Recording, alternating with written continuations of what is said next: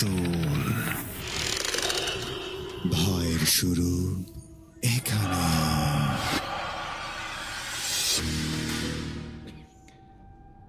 Yes, ভয়ের শুরু এখানে। কাছে দূরে যে যেখানে থেকে শুনছেন এই মুহূর্তে রেডিও সারাবেলা 98.8 FM। পুরো এক সপ্তাহ পর আপনাদের মাঝে আবারও হাজির হয়ে গেলাম ভৌতিক ঘটনা অবলম্বনে অনুষ্ঠান ভূতবেলা নিয়ে। আপনাদের সাথে আছে আমি রাতুল এবং আমাদের সাথে রয়েছেন আজকের অতিথিরা। তো খুব বেশি কথা নয়, চলে যেতে চাই নিয়মকানুনগুলোতে। আপনারা আমাদেরকে কোন কোন মাধ্যমে শুনতে পাচ্ছেন এবং দেখতে পাচ্ছেন সেগুলো আপনাদেরকে জানিয়ে দিতে চাই। আপনারা এই মুহূর্তে আমাদেরকে শুনতে এবং দেখতে পাচ্ছেন রেডিও সারাবেলার একমাত্র ফেসবুক পেজ থেকে। আমাদের পেজের অ্যাড্রেস হচ্ছে www.radiosarabela facebook.com/radiosarabela। এর পাশাপাশি আপনারা আমাদেরকে শুনতে পাচ্ছেন আমাদের ফ্রিকোয়েন্সি 98.8 FM। এর পাশাপাশি আমাদের ওয়েবসাইট থেকে আমাদেরকে এই মুহূর্তে শুনতে পাচ্ছেন। আপনাদেরকে আরেকটি তথ্য জানিয়ে দিতে চাই, আপনি যদি সরাসরি আমাদের স্টুডিওতে এসে আপনার সাথে ঘটে যাওয়া ভৌতিক ঘটনা শেয়ার করতে চান, সেক্ষেত্রে আমাদেরকে মেইল করতে পারেন। আমাদের মেইল অ্যাড্রেসটি হচ্ছে bhoot.sarabela@gmail.com। আর আপনি যদি চান আপনার ঘটনা আমি পড়ে শোনাই, সেক্ষেত্রে আমাদেরকে মেইল পাঠাতে পারেন। আমাদের মেইল অ্যাড্রেসটি হচ্ছে bhoot.sarabela@gmail.com। অবশ্যই ঘটনা লেখার ক্ষেত্রে আপনার নাম, ঠিকানা, ফোন নম্বর আগে লিখতে হবে, তারপর আপনার সাথে করে যাওয়া ভৌতিক ঘটনাটি আমাদের সাথে লিখে পাঠাবেন। তো এই মুহূর্তে আমি একটু ভিন্নধর্মী আয়োজন করতে চাই আজকে। যেমন আমরা বরাবরই আগে মেইল পড়ি, তারপর অতিথির কাছে যাই। আজকে আমরা ঈদের পর প্রথম এপিসোডে অতিথির কাছে আগে যেতে চাই, তারপর আমরা আমাদের হাতে থাকা যে মেইল রয়েছে সেই মেইলগুলোতে যাব। তো আমি স্টুডিওতে আজকে আমন্ত্রণ জানিয়েছি আমাদের পুরনো একজন ভাইকে, যিনি এর আগেও একবার আমাদের স্টুডিওতে এসেছিলেন এবং ভৌতিক ঘটনা শেয়ার করেছিলেন আমাদেরকে। তো ভাইয়া, আসসালামু আলাইকুম। ওয়ালাইকুম আসসালাম ওয়া রাহমাতুল্লাহ। কেমন আছেন নাজমুল ভাই? আলহামদুলিল্লাহ, আপনি কেমন আছেন? আমি অনেক ভালো আছি আলহামদুলিল্লাহ। রেডিও সারাবেলায় দ্বিতীয়বার এসে কেমন লাগছে ভূতবেলায়? যে আলহামদুলিল্লাহ অনেক ভালো লাগছে যে আমাকে আবার নতুন করে আবার রাতুল ভাই আমাকে রেডিও সারাবেলাতে যে আগমন আমাকে স্বাগত জানিয়েছে, এটা শুনে অনেক খুশি লাগলো যে আবারও আমাকে সুযোগ দেওয়া হয়েছে। থ্যাংক ইউ সো মাচ ভাইয়া। আমরা কোন ঘটনা শুনবো আপনার থেকে আজকে ভূতবেলায়? আজকে আমরা একটা ঘটনা শুনবো, সেটা হচ্ছে আমাদের গ্রামে পড়ে থাকা একটা হাসপাতাল নিয়ে। আচ্ছা, অবশ্যই। তো আসসালামু আলাইকুম, আমি মোহাম্মদ নাজমুল ইসলাম। আমাকে রেডিও সারাবেলাতে কথা বলা দেওয়ার জন্য অনেক ধন্যবাদ রাতুল ভাইকে। আজকের আমার ঘটনাটি হচ্ছে আমার যে বালুয়া হাসপাতাল রয়েছে, আপনারা অনেকে হয়তো চেনেন, আবার অনেকে নাম শুনেছেন। তো এই বালুয়া হাসপাতালের একটি ভৌতিক গল্প নিয়ে আজকে এখানে উপস্থিত হয়েছি। আচ্ছা। তাই ঘটনাটি হচ্ছে হঠাৎ করে একদিন আমি বাজারে গিয়েছি। তা বাজারে তখন সন্ধ্যার সময়। তা বাজারে গিয়েছি, বাজারে গিয়ে দেখি আমার দাদু ওখানে বসে আছে। তা দাদু বসে আছে, তা ওখানে একটি মানে এই ভৌতিক গল্প নিয়ে একটি গল্প চলতেছে ওখানে। তা আমি ওই সময় গেছি, তা আমাকে দাদু ডাক দিল, এখানে আয়, বস। তা আমি আবার এগুলো ভূত এগুলো বিশ্বাস করি না, আমি ছোটো থেকে বড় হয়েছি, এগুলো জানি যে এগুলো মিথ্যা, এগুলো কোনো নাই, এগুলো এমনি মায়া বলে। তা আমি এগুলো ওখানে বললাম যে এগুলো কোনো কিছু নাই, এগুলো মিথ্যা কথা, এগুলো বানাওয়াট কথা। আচ্ছা। তা আমার দাদু যাই, তিনি বলতেছে, শোন, তুই এগুলো যে মিথ্যা বলতেছিস, তোর কাছে একটা আসল ঘটনা, সত্য ঘটনা আজকে একটা বলি। আচ্ছা। কি সত্য ঘটনা বলো? তা দাদু বলতেছে যে তোর যে এক আন্টি ছিল, তো যে আন্টি সে মনে কোনো অসুস্থ, তো অসুস্থ, তাকে হাসপাতালে ভর্তি করা লাগবে, অনেক জ্বর। তা হাসপাতালে ভর্তি করার জন্য তাকে বালু হাসপাতালে নিয়ে যাওয়া হয়। তাই নিয়ে যায়, সেখানে ডাক্তারকে দেখানো হয়, ডাক্তারে তাদেরকে পরামর্শ দেয়, আবার দাদুকে বলে যে এটা তো অনেক অসুস্থ, তাই এখন তাকে অনেক মানে হাসপাতালে থাকতে হবে কিছুদিন। তা আমার দাদু তাকে বললো ঠিক আছে। তা এগুলো অন্য বাড়তি চিন্তা ভাবনা না করে, তার তো তার মেয়ে তো আবার সুস্থ করার লাগবে, টাকা যাক সমস্যা নেই, কিন্তু সুস্থ তো করার লাগবে। তাই এই জন্যে আর কি, তাই কী করলো, তা দাদু হাসপাতালে ভর্তি করালো আমার আন্টিকে। তা আন্টিকে ভর্তি করানোর পর মানে অনেক ডাক্তাররা সেখানে চিকিৎসা নিচ্ছে, তা অনেক মানে অসুস্থ রোগীকে সেবা দিচ্ছে। তা আমার আমার আন্টিকে যখন ভর্তি করানো হলো, তো তখন ওখানে আন্টিকে একটা স্যালাইন দেওয়া হয়েছে। তো দাদু বলতেছে যে স্যালাইন দেওয়া হয়েছে, আবার অনেক মানে চিকিৎসা হচ্ছে, অনেক সিরিয়াস তো, জি। তো চিকিৎসা মানে করতেছে আর কি। তা চিকিৎসা করতেছে, তো হঠাৎ একদিন তখনকার যুগে তো আবার অন্ধকার কারেন্ট ছিল না এরকম, জি। তখন আবার এই যে হেরিকেন, যে আমাকে দাদু বলে গ্রামের ভাষায় যেখানে ন্যাম্পো, সেই ন্যাম্পো ছিল। তো সেখানে সেই ন্যাম্পো জ্বালিয়ে, হেরিকেন জ্বালিয়ে সে হাসপাতালে থাকা লাগতো আর কি। তা সেরকম আবার যে রোগগুলো হয়, যে জ্বর আসছিল, যে এদের জন্য যে রুগীগুলো রয়েছে এদের জন্য একটা করে একটা রুম আছে, যে ওই রুমে অন্য কোনো রুগীকে নেওয়া হয় না, তাই আলাদা রুম। তা আলাদা রুম, তো এরকম এক রুমে আমার আন্টি একাই থাকে অসুস্থ। আচ্ছা। মানে যারা সেবিকা আছে, যারা মনে করেন ডাক্তার দেখাশোনা করে, আচ্ছা। তারা ওখানে দেখাশোনা করে। তা দাদু রাত্রে তো আবার রুগীর সাথে কেউ থাকার লাগে, একা একা রুগীকে ফেলে কি রকম করে বাসায় থাকে। আবার সন্ধ্যার সময় আমার দাদি এসেছিল, দাদি ভাত পাক করে দিয়েছে। তা দাদা সেই ভাত নিয়ে সেই হাসপাতালে চলে গেছে সন্ধ্যার সময়। আচ্ছা। যা দাদি বলে গেছে যে আজকে তো আমি ওখানে থাকবো, আজকে আসতে পারবো না। তা এই কথা বলে সে চলে গেছে। তা ভাত নিয়ে গিয়েছে, তা ভাত নিয়ে ভাত খাওয়া দাওয়া মানে আন্টি আবার অসুস্থ খুব, মানে খাওয়া দাওয়া করতে পারে না বেশি একটা। তা খাওয়া দাওয়া থেকে তুলে ধীরে ধীরে দাদা মানে তুলে খেলাচ্ছে আর কি। তা তুলে খেলে যখন আবার খাওয়া দাওয়া শেষ, তা দাদু যখন এখন আবার রেস্ট নিচ্ছে, আন্টি রেস্ট নিচ্ছে, দাদু ওখানে পাশে বসে আছে। তা পাশে বসে থাকতে থাকতে তখন রাত ঘনিয়ে আসলো, অনেক রাত এরকম করে 7টা পার হলো। তখন তো 7টার সময় আবার অনেক অন্ধকার, যে তখনকার আবার অনেক জঙ্গল থাকে আশেপাশে, আবার অনেক জঙ্গল। তা অত রাত্রে তখন কেউ আবার বের হয় না। তা ওই সময় দাদু হাসপাতালে রয়েছে। তা আন্টি অসুস্থ, রোগীর পাশে বসে আছে। তা এখন অনেক রাত হচ্ছে, এরকম দাদুর তো অনেক টেনশন। তা টেনশনে তার মানে ঘুম ধরতেছে না আর কি। আবার এরকম ঘুম ধরতেছে অনেক, এরকম তার টেনশনে আবার দেখতে দেখতে রাত 12টা পের হয়ে গেছে। ঘড়ির দিকে ওখানে একটা ঘড়ি ছিল, দেওয়াল ঘড়ি, সে ঘড়ির দিকে দেখে দেখে রাত 12টা পার হয়ে গেছে। তাই বুঝতেই পারেনি যে কখন রাত 12টা বাজে, মানে টেনশনে আছে অনেক। তো এরকম রাত 12টা যখন পার হয়ে গেল, তা তখন দাদু একটু মানে সব নিঝুম অন্ধকার, কোনো শব্দ নেই, ছায়া নেই, কারো শব্দ নেই, সবাই তো তাদের মতো ব্যস্ত, ঘুমিয়ে আছে। তা এরকম দাদু ঘুম হয় না। তা সেদিন আবার আকাশ খারাপ, অনেক আকাশ মেঘাচ্ছন্ন, আবার বিদ্যুৎ চমকাচ্ছে আকাশে। তো হাল মানে আবার বাতাস, বাহিরে অনেক বাতাস। তাই পর্দার মানে জানলা থাকে, সে জানলাতে সাদা পর্দা থাকে। তা বাতাসে সে পর্দাগুলো সরে যাচ্ছে। আচ্ছা। তো বাতাসে সরে যাচ্ছে, দাদা তো মানে টেনশনে আছে, আবার তাকে আছে এদিকে জানলার দিকে এদিকে। তো তাকাতেই একটা ছায়া দেখতে পাইল, যে ছায়াটা মানে চলাচল করতেছে। আচ্ছা। দাদা অতটা গুরুত্ব না দিয়ে সে তার মতো রয়েছে। তা আবার যখন বিদ্যুৎ চমকায়, আলোটা যখন আসে, আবার দেখতে পাই ছায়াটা ওখানে আছে, আচ্ছা। মানে যা আশা করতেছে। তার পায়ে ফের আবার ঝুনঝুনি নাকি কি যেন আছে, ওগুলো বাজতেছে। তা দাদা অতটা গুরুত্ব না করে সাহস করে জানলাগুলো দিল। জানলার কাছে গিয়ে বলতেছে এখানে কে, দেখে কেউ নেই, জানলার কাপড় সরে দেখে কেউ নেই। আবার চলে আসলো জায়গায়, আবার জায়গায় আসার পর আবার বসে আছে।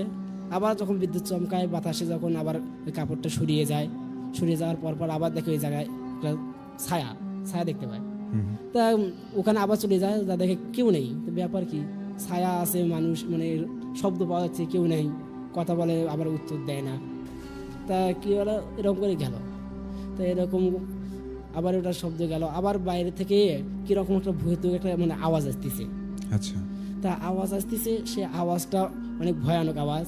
তা দাদু একটু মানে ভয়ে পেয়ে একটু তার শিঙড়ি উঠছে আর কি, যে এখানে ওর এইরকম আওয়াজ কই থেকে আসতেছে।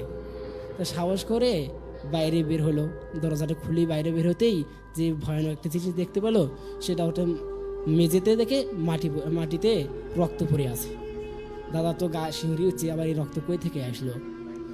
তা সামনের দিকে তাকাতেই দেখে একজন লোক একটা মানে লাশের মতো একটা কি যেন টেনে নিয়ে যাচ্ছে, তার পা দিয়ে অনেক রক্ত পড়তেছে। তাই সেই রক্ত দাদু সাহস করে সেই রক্ত দেখতে রক্তের পাশাপাশি যাচ্ছে। তা রক্তের পাশাপাশি যাতে যাতে হঠাৎ করে লাশ ঘরের কাছে গেছে। আচ্ছা। তা লাশ ঘর তো অনেক ভয়ানক ঘর, সেখানে বিভিন্ন লাশ রাখা হয়। আচ্ছা তো সে লাশ ঘরে ওখানে গেছে, দেখে লাশ ঘরের ভিতরে গেল, রক্ত দেখা যাচ্ছে কিন্তু দরজাটা লক করা, আচ্ছা ভেতর থেকে লক করা। ভেতর থেকে লক করা, মানে খুলতেছে না। আচ্ছা, তারপরে আচ্ছা। মানে খোলার চেষ্টা করতেছে কিন্তু খুলতেছে না। হুম হুম। তারপরে কি করলো, তা আবার এদিকে আবার ঘুরে ব্যাগ দিয়ে আসতে ধরলো, আবার দেখে দরজা একা একা খুলে আবার বাড়ি মারে। ওকে তা দাদু কই ব্যাপার কি, আবার পিছনের দিকে তাকায় যে মনে হয় এমন টাইট হয়ে আছে দরজাটা, এই জন্য হয়তো খোলে নাই। আবার না পারে আসে জরুরি একটা ঢাকা দিছে, তাও দেখে খুলে না, লক করা। তাও হঠাৎ করে আবার দাদু ব্যাগ দিছে, ব্যাগ দেওয়ার পর আবার অনেক জায়গা আসছে, আবার দরজাটা খুলিয়ে আবার ভিতরে একটা মানে অন্ধকার দ্বার খুলিয়ে আছে। তো দাদা তো একটু ভয় যে কি হলো, আমি এখনই দেখলাম যে দরজা খুলছে না, আবার হঠাৎ করে দরজা খুলে গেল। সে ভয় নিয়ে ধীরে ধীরে আগে এগিয়ে এসছে।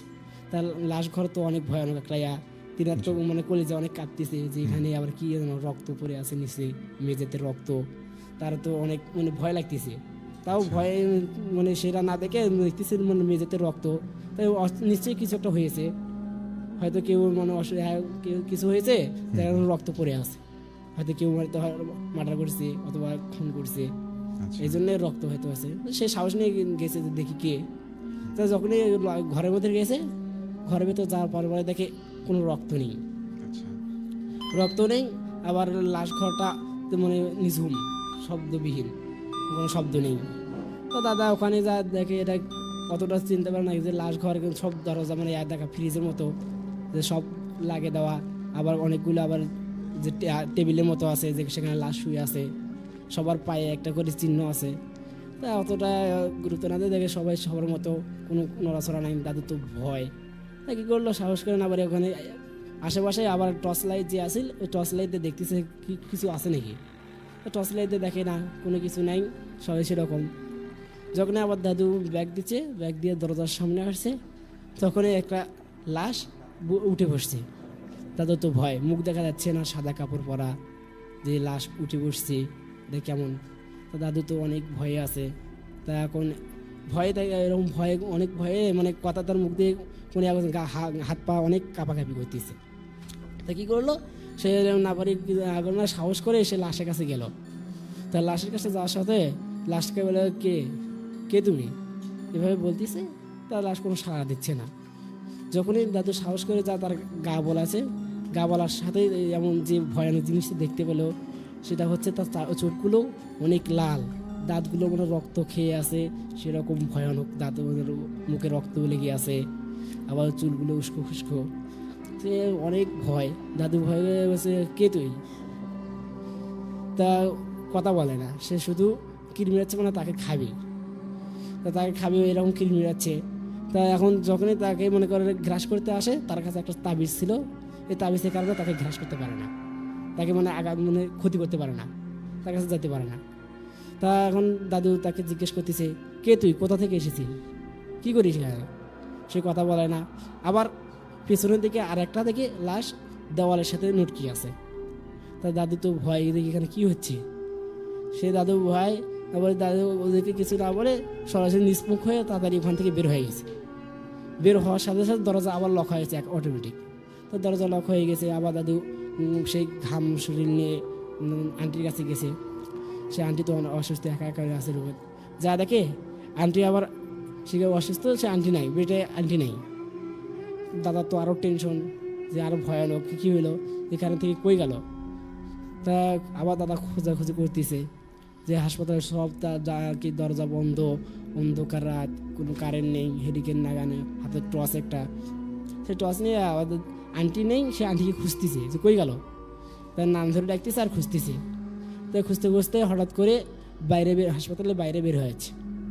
তা বাইরে বেরিয়ে আসা দেখে যে হালকা বৃষ্টি পড়তেছে, আবার বাতাস, বিদ্যুৎ চমকাচ্ছে।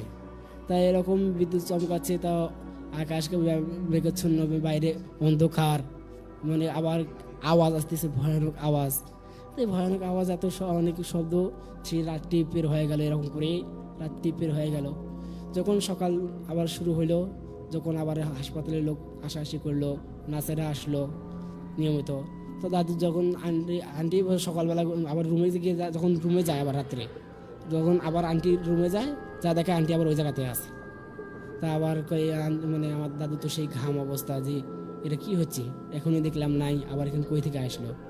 তো এরকম সেটা টেনশন না করে, তো যখন সকাল হয়ে গেল নার্সরা আসলো, তখন এরকম চিকিৎসা হচ্ছে, আবার হাসপাতাল ভরে গেল লোক দিয়ে।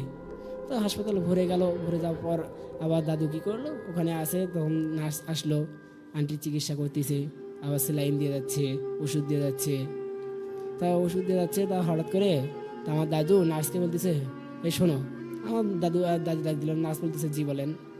তা আমার দাদু বলতেছে যে আমি রাত্রি এইরকম ঘটনা দেখতে পেলাম, যে কি হচ্ছে এখানে হাসপাতালে। তা নার্স বলতেছে যে এটা একটা পুরনো ঘটনা রয়েছে। তা দাদু বলতেছে কী ঘটনা আছে এখানে। তা নার্স বললো যে বহু বছর আগে একটা মেয়ে ছিল নাচনিওয়ালা, তার পায়ে ঝুনঝুনি ছিল। তা সে অনেক অসুস্থ হয়ে যায়। তো অসুস্থ হয়ে যায়, তার এক বাবা ছিল, তার বাবা সে হাসপাতাল নিয়ে আসে তার চিকিৎসার জন্য। তা সে হাসপাতালে তাকে ভর্তি করানো হয় না, অনেক ওসিয়ত করে তার বাবা, কিন্তু তাকে শেষ পেশে সে হাসপাতালেতে নেওয়া হয় না। তাই এক পর্যায়ে সে ওই নার্সিংওয়ালাটি কী করে, মারা যায়। তাই মারা যায়, এই ব্যথা নিয়ে মারা যখন যে গেল, তখন তার বাবাটাও কি অনেক আঘাত পেল, অনেক কষ্ট পেল। সে কষ্টে তেও ভেঙে পড়লো। সে কী করবে, সে উপায় খুঁজে পাচ্ছে না।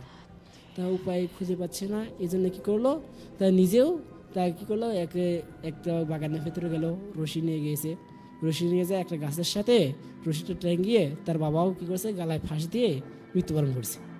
তার মেয়ের টেনশনে তিনিও কি মৃত্যুবরণ করেছে। তা এখন এই যে দুটি, একজন অসুস্থ, তার মেয়ে অসুস্থ হয়ে মারা গেল, আবার তার বাবা গালায় ফাঁসি দিয়ে মারা গেল, এই যে দুটি ঘটনা, এই ঘটনা কী করলো, এই তখন থেকে কী করলো, এই যে হাসপাতালটা এসে, এই হাসপাতালে তখন ওরা দুজন এসে অনেক আবাসস্থল বানালো। তো যত রাত গভীর হয়, তত এরকম অনেক ভয়ানক ঘটনা ঘটে। তা মানুষ অতটা গুরুত্ব দেয়নি তখন, যেগুলো এমনি হয়তো। এরকম এক পর্যায়ে গিয়ে হাসপাতাল ধীরে ধীরে ধীরে ধীরে রুগী কমে যাচ্ছে, আবার ডাক্তারগুলো মারা যাচ্ছে, রুগীগুলো মারা যাচ্ছে। এক পর্যায়ে এই হাসপাতালে ভয়ে সাহসে আর কেউ রুগী নিয়ে আসে না। তা রুগী নিয়ে আসে না, আবার এরকম ধীরে ধীরে পড়ে থাকতে থাকতে থাকতে এক পর্যায়ে সেটা বন্ধ হয়ে গেল, হাসপাতালটি বন্ধ হয়ে গেল। সেই হাসপাতাল বন্ধ হওয়ার পর থেকে আজ পর্যন্ত হাসপাতালটি খোলা হয়নি। তা এর একটা বিহিত করার জন্য আবার নতুন করে একটা উদ্যোগ নেওয়া হয়েছিল যে হাসপাতালটি আবার চালু করবে। তো এই জন্যে আবার হাসপাতাল চালু করার জন্য অনেক পরিষ্কার পরিচ্ছন্ন করা হয়েছে। তা আগের যে ঘটনাগুলো রয়েছে, এই ঘটনাগুলো যখন খুলে বললো, তখন তো আবার তো অতটা নতুন, তখন সেটা তো অনেক বহু বছর হয়ে গেল, পড়ে গেছিলো। তো এখন তোমার হয়তো এগুলো আর নেই, এগুলো শেষ। তো এই চিন্তাভাবনা নিয়ে যে হাসপাতালটা আবার চালু করলো। তো চালু করার পর আবার যখন রাত্রি ঘনিয়ে আসে, আবার অনেক রুগী নিয়ে আসে, আবার অন্য রুগী আসে, অনেক রাত হয়, আবার এরকম ঘটনা আবার শুরু হয়। যখনই গভীর রাত হয়, রাত 12টা আবার হয়ে যায়, তখনই আবার এই ভয়ানক ঘটনাগুলো ঘটে। তাই এরকম করে মানুষ তখন হালকা আসা শুরু করলো। আবার যারা যে তত্ত্বাবধানে আছে, যারা পরিচালক, তারা কী করলো, একটা সিদ্ধান্ত নিলে একটা ভিত করার লাগবে। এই জন্য ভালো কবিরাজ খুঁজতে লাগলো। তা খুঁজতে খুঁজতে একটা কবিরাজ পেল। তা কবিরাজের বাড়ি ছিল যশোরের ওইদিকে। তা যখন কবিরাজকে নিয়ে আসা হলো, তা কবিরাজকে দেখেই মানুষ ভয় পেত, যে তার চুলগুলো উস্কো খুস্কো, আবার গায়ে পরানো একটা পাঞ্জাবি পরান, আবার গালায় অনেকগুলো কি যেন মালা আছে, হাতে একটা বাঁকানো লাঠি। তাই এরকম তার দেখে যারা ওই কবিরাজের কাছে গেছে, তারা কবিরাজকে দেখেই ভয় পেয়েছে। তা কবিরাজ বলছে, তোরা এখানে কি জন্য এসেছিস। তা এখন তারা সব কিছু ওই কবিরাজকে খুলে বলছে যে আমাদের ওখানে একটা হাসপাতাল ছিল, বহু বছর আগে এরকম ঘটনা হয়েছে। তাই ঘটনা শোনার পর কবিরাজকে বলছে, আবার আমরা নতুন করে চালু করেছি, আবার দেখি ওই ঘটনা এখনও ওই অবস্থায় আছে, ভয়ানক অবস্থা। তা এখন কবিরাজ তো ওখানে যেতে চায় না। তা অনেক পুরনো আত্মা, অনেক পুরনো ওখানে যেতে চায় না। তা এখন যারা পরিচালক আছে, তার কবিরাজকে অনেক ওসিয়ত করে তা কবিরাজকে রাজি করানো হয়েছে। অনেক বলছে যে এখানে আবার নতুন করে আমরা চিকিৎসা দিতে চাই, মানুষকে সেবা করতে চাই, এই জন্যে আবার যেভাবে হোক আর কবিরাজকে রাজি করানো হয়েছে। তারপরের দিন যখন কবিরাজ এখানে আসে, কবিরাজ আবার ফের কি সন্ধ্যার পর ছাড়া তিনি আবার করে না, আসতে চায় না, প্রোগ্রাম করে না। তা আবার যখন আসলো তখন হলো মনে করেন আবার যে এরকম মাগরিবের আজান পরে হয়ে যায়, মাগরিবের আজানের পর তিনি আবার ওখানে প্রবেশ করলেন। তিনি প্রবেশ করার আগেই তিনি বুঝতে পেরেছেন এখানে একদম নিচে ভয়ানক কিছু রয়েছে। তা ভয়ানক কিছু রয়েছে এই জন্যে তিনি আশেপাশে ভালো করে তাকিয়ে ধীরে ধীরে ভিতরে ঢুকলেন। তারপর হাতে এগুলো পটলি ছিল, সেই পটলি নিয়ে ভিতরে ঢুকলেন। তা তার পাশে যে যার পরিচালক রয়েছে তারা তার পাশে আছে, তাদের সাথে সাথে সাহস নিয়ে ভিতরে গেল। তা ভিতরে যাওয়ার পর আবার ওগুলো অনেক পুরনো অবস্থা, মাকাশা, অনেক জঙ্গল, মানে অনেক অনেক পুরনো, তো তাই অনেকগুলো জঙ্গল এগুলো পড়ে আছে। তা তিনি একটা রুম বললো, একজনকে বললো রুমটা পরিষ্কার করতে। তিনি রুমটা সুন্দর করে পরিষ্কার করলেন। পরিষ্কার করার পর সেখানে তিনি তার যে টোপলাটা ছিল টোপলাটা খুলে একটা সাদা একটা মানে মানে চক যেটা বলে চকের মতো একটা জিনিস বের করে সুন্দর করে একটা গোল চিহ্ন দিল। তা গোল চিহ্ন দেওয়ার পর কি করলো, ওই গোল চিহ্ন করে একটা স্টার আর্ট করলো ভিতরে তারা, ওই গোল চিহ্নের ভিতরে একটা তারা আর্ট করলো। তা তারা আর্ট করার পর ওখানে কি করলো, তার চারবগল দিয়ে ওই যে হিন্দু ঘরে যেগুলো সিঁদুর আছে, তো সিঁদুর যেগুলো লাল, ওই সিঁদুরগুলো দাগের উপর দিয়ে দিল। তো সিঁদুরগুলো দেওয়ার পরে লাল হয়ে গেল। আবার কি করলো, ওই যে স্টারটা রয়েছে ওই স্টারের মাঝ সেন্টার যেটা, সেই মাছ সেন্টারে একটা যে সুন্দর একটা বাটি আছে, বাটির মধ্যে একটা কি যেন আগুন জ্বলে, মানে কি জাতীয় একটা পদার্থ আছে, পদার্থের ভিতরে আগুন জ্বলে, সেই জিনিসটি ওই ভিতরে রাখা হলো, স্টারটির ভিতরে রাখা হলো। আর চারো যে গোল চিহ্নটা রয়েছে, এই গোল চিহ্ন গোল পাশে মানে একটা করে মম দেওয়া হলো। সেই মমে আগুন দেওয়া হলো, ভিতরে ওই গোলে একটা যে আগুনের ইয়েটা ওখানে রাখা হলো। তা এরকম আগুন দেওয়ার পর তা আবার দাদা পটলিতে মানে তান্ত্রিক যিনি তান্ত্রিক কি করলো, তার পটলি থেকে একটা মানে মানুষের যে মুটুকটা রয়েছে, কাল্লা যে মুটুকটা, কঙ্কাল কাল্লাটা, সে কাল্লাটা বের করলো। তা এখন যার পাশে যে পরিচালক রয়েছে এরা মানে দেখে ভয় পেল অনেক। তারা দেখে অনেক ভয় পেচ্ছে যে কি করছে তান্ত্রিক, কি করতেছে। তা তারা চুপচুপ করে কথা না বলে তারা মানে দেখতেছে তান্ত্রিক কি করতেছে। তা এই কাল্লাটা কি করলো, কাল্লাটা এক পাশে রাখলো, আর হাড়গুলো রয়েছে মানুষের যেগুলো হাড়, এই হাড়গুলো এক পাশে রাখলো। তা সেই ভয়ানক একটা তা হাড়গুলো রাখলো। আগুন যখন জ্বলে দিল তখন আবার মশমাতে কিছু কাঠ জাতীয় কিছু রাখিয়ে আগুন জ্বলে দিল। দেওয়ার পর এখানে কি যেন ফুঁক দিচ্ছে, আগুনটি জোড়া করে মানে বেশি হচ্ছে। তা বেশি হচ্ছে এরকম করে বসে দাদা মানে তান্ত্রিক যিনি তিনি বসে তার মন্ত্র পড়তেছে।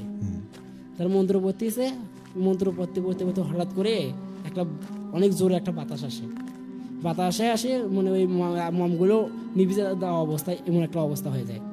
তা মানুষ যারা যে পরিচালক রয়েছে তারা পেছনে থেকে ভয়ে তো আছে যে কি হচ্ছে হচ্ছে। তাই কি করে যে পরিচালকরা কি করে মানে তান্ত্রিক কি করলো, ওখানে মন্ত্র পড়ে ওই আত্মাগুলোকে ডাকছে, ওই মন্ত্র পড়তেছে আর ওই আত্মাগুলোকে মানে ডাকতেছে, অন্য আত্মাগুলো আসতেছে, মেইন যেগুলো সেগুলো আসতেছে না। তা এখন ওই যে বলতেছে যে তোদের এখানে মেইনকে, তো তাদেরকে ডাকো। তা ওরা যারা আছে, যারা যে আত্মাগুলো রয়েছে এই আত্মাগুলো তার মেইনদেরকে বসদেরকে ডাকে না, মানে বলতে তারা আসতে পারবে না, তারা এরকম অমুক জায়গায় মানে অমুক জায়গায় আছে ব্যস্ত, তারা এরকম প্রোগ্রাম আসে না। মানে কি করে তান্ত্রিক কি করলো, এগুলো পানির জাতীয় জল জাতীয় এগুলো জিনিস এগুলো কি করলো আগুনের ভিতরে ছিটা মারলো। তো আগুনের ভিতরে ছিটা মারার সাথে সাথে আগুনটা দাদা করে জ্বললো। আর যে আত্মাগুলো আশেপাশে রয়েছে এগুলো মানে অনেক চিৎকার করতেছে যেন তাদের গায়ে এগুলো ছুরি মারলো। তাই কী করলো, অনেক চিৎকার করতেছে। তা আশেপাশে তা এখন বলতেছে তোর ওস্তাদকে ডাক, না হলে আরও তোদেরকে শাস্তি দেওয়া হবে। তা এখন তারা এক পর্যায়ে মানে অনেক শাস্তি পাচ্ছে, এই শাস্তি সহ্য না করতে পারে তার ওস্তাদকে ডাকা হলো, যে তার মেইন ওস্তাদকে। তো মেইন ওস্তাদ হচ্ছে যে প্রথমে যে ঘটনা বললাম যে একজন নাসরিন ওয়ালি ছিল, সেই নাসরিন ওয়ালি কী করলো, নাসরিন ওয়ালি আর তার বাবা, এই দুজন হচ্ছে ঢাকার মেইন। তা কী করলো, ডাকা হলো। তা এখন ডাকা হয়েছে। তা এখন ডাকার পর আবার বলা হলো যে তোমরা এখানে কী জন্য মানুষের ক্ষতি করতেছো, তোমরা কী জন্য এখানে আসো, এখান থেকে যাচ্ছ না কেন। তাই এরকম করে ওই নাসরিন আলীকে যখন বলা হয়, নাসরিন আলী বলতেছে যে এরকম আমি যখন অসুস্থ ছিলাম, আমার বাবা এসে এই হাসপাতালে যারা মেইন যিনি তাকে বলা হয় যে এখানে মানে তিনি অসুস্থ, গরিব পরিবার, তার মানে টাকা পয়সা এরকম নেই, এই জন্য টাকা পয়সা নাই দেখে তাকে এই হাসপাতাল থেকে বের করে দেওয়া হয়। তো চিকিৎসা না পেয়ে ওই মানে নাসিমুল্লি মারা যায়। তো এই জন্য এই প্রতিশোধ নেওয়ার জন্য সে ওখানে বাসস্থান করে। তার মেইন প্রতিশোধ এরকম ছিল না, তার প্রতিশোধ হওয়ার কারণ হচ্ছে তার বাবা, তার আঘাতে তার বাবা কী করে আত্মহত্যা করে, মানে গালায় ফাঁসি দিয়ে যে মারা যায়। এই এই রাগেতে তিনি প্রতিশোধ নেওয়ার জন্য এই হাসপাতালে অবস্থান করেন। তো এক পর্যায়ে এই ঘটনাগুলো খুলে বললো, অবস্থান করতেছে। তাই অবস্থান করার পর এই তান্ত্রিকগুলো জানতে পারলো। তা এখন তান্ত্রিক বলতেছে তুমি কী করলে এখান থেকে যাবি।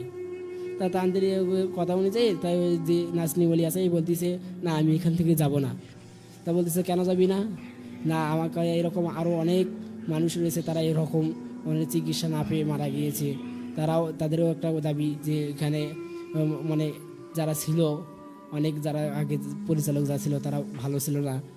এই জন্যে এদের দাবি যে এরা এখানে আর কি করতে দিবে না, চিকিৎসা করতে দিবে না, রোগীদেরকে চিকিৎসা করতে দিবে না। আচ্ছা, মানে যারা দেখা ছিল। তা এখন তান্ত্রিক বললো যে এরা আবার নতুন করে চলছে, এখানে তো আবার এখানে ভালো চিকিৎসা দেওয়া হবে, আর এরকম করা হবে না। তারপরে ইয়া করতেছে না, ওরা মানে না, আর শুনে না, এরা আর আমরা শুনবো না। অনেক যারা মারা গেছে তারা একটা দাবি করতেছে যে এটা আমরা আর শুনবো না, আমরা এখানে অবস্থান করব। আচ্ছা। তো এক পর্যায়ে তান্ত্রিক তাদেরকে রাজি করাতে পারলো না।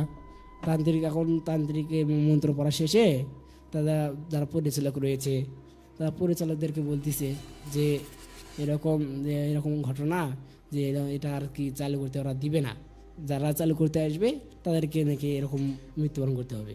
আচ্ছা। তাই এই জন্যে কী করতেছে, আজ পর্যন্ত সেই হাসপাতালটি বন্ধ রয়েছে, কেউ চালু করতে পারেনি এখনো পর্যন্ত। ভবিষ্যতে পারবে কিনা জানি না। তা এই জন্যে এখানে এখনো পর্যন্ত এই হাসপাতালটি পরিত্যক্ত রয়েছে। আচ্ছা আচ্ছা, মানে ঠিক এই কারণেই এখন পর্যন্ত এটা পরিত্যক্ত আছে। জি। আচ্ছা আচ্ছা।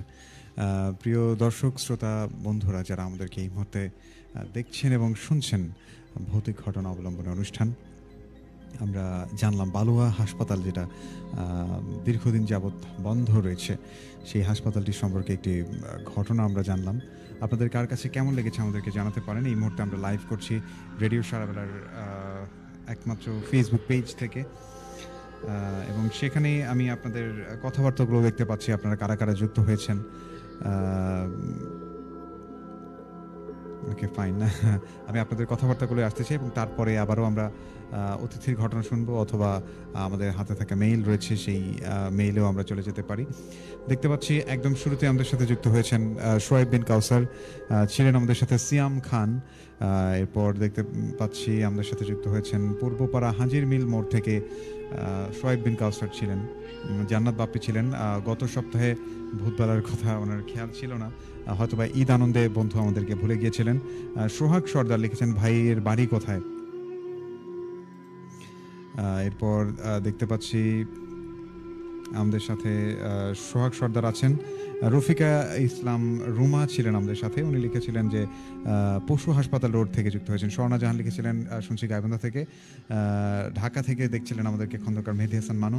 শোয়েব বিন কাউসার আবারও ছিলেন ব্রিজ রোড কালীবাড়ি পাড়া থেকে। রবিউল ইসলাম হৃদয় মানিক মৎস্য খামার থেকে মানিক ভাই ছিলেন আমাদের সাথে, উনি মেঘটুমুরের বিল থেকে যুক্ত হয়েছেন। রাকিন বিন আজিজুল ছিলেন আমাদের সাথে, উনি লিখেছিলেন আমাদেরকে। শাহপরান ছিলেন আমাদের সাথে। মনোয়ার হোসাইন দীর্ঘদিন পর আবার যুক্ত হলাম, উনি নারায়ণগঞ্জ থেকে আমাদের সাথে যুক্ত হয়েছেন। এরপরেই আমি দেখতে পাচ্ছি ইয়াসিন ছিলেন আমাদের সাথে, উনি লিখেছিলেন ওনার বাড়ি আচ্ছা বালুয়া বাজারে, এরকমটি জানিয়েছেন। বৃষ্টি একটা ছিলেন আমাদের সাথে, উনি লিখেছিলেন আমাদেরকে। হাবিবুর প্রধান ছিলেন আমাদের সাথে। ফারিয়াস আহমেদ রিজভি। অনলাইনে শোনা যাচ্ছে না আপনাদের। আচ্ছা আচ্ছা, ইতালি থেকে শুনি, কিছুদিন ধরে অনলাইনে শোনা যাচ্ছে না। আচ্ছা আচ্ছা, হয়তো যান্ত্রিক কোনো ত্রুটি এবং ইন্টারনেটের গোলযোগের কারণে মাঝে মধ্যে অনলাইনে প্রচারিত হয় না।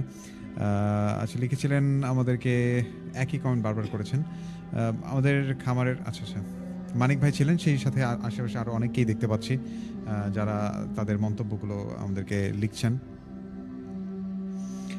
এরপর দেখতে পাচ্ছি শেষ মুহূর্তে আমাদের সাথে কারা কারা আছেন। আমাদের সাথে ছিলেন রিমন আহমেদ, লিখেছিলেন ত্রিমোহিনী থেকে। এরপর দেখতে পাচ্ছি আমাদের সাথে স্বর্ণা জাহান আবারও লিখেছেন, উনি গাইবান্ধা থেকে যুক্ত হয়েছেন আজকে।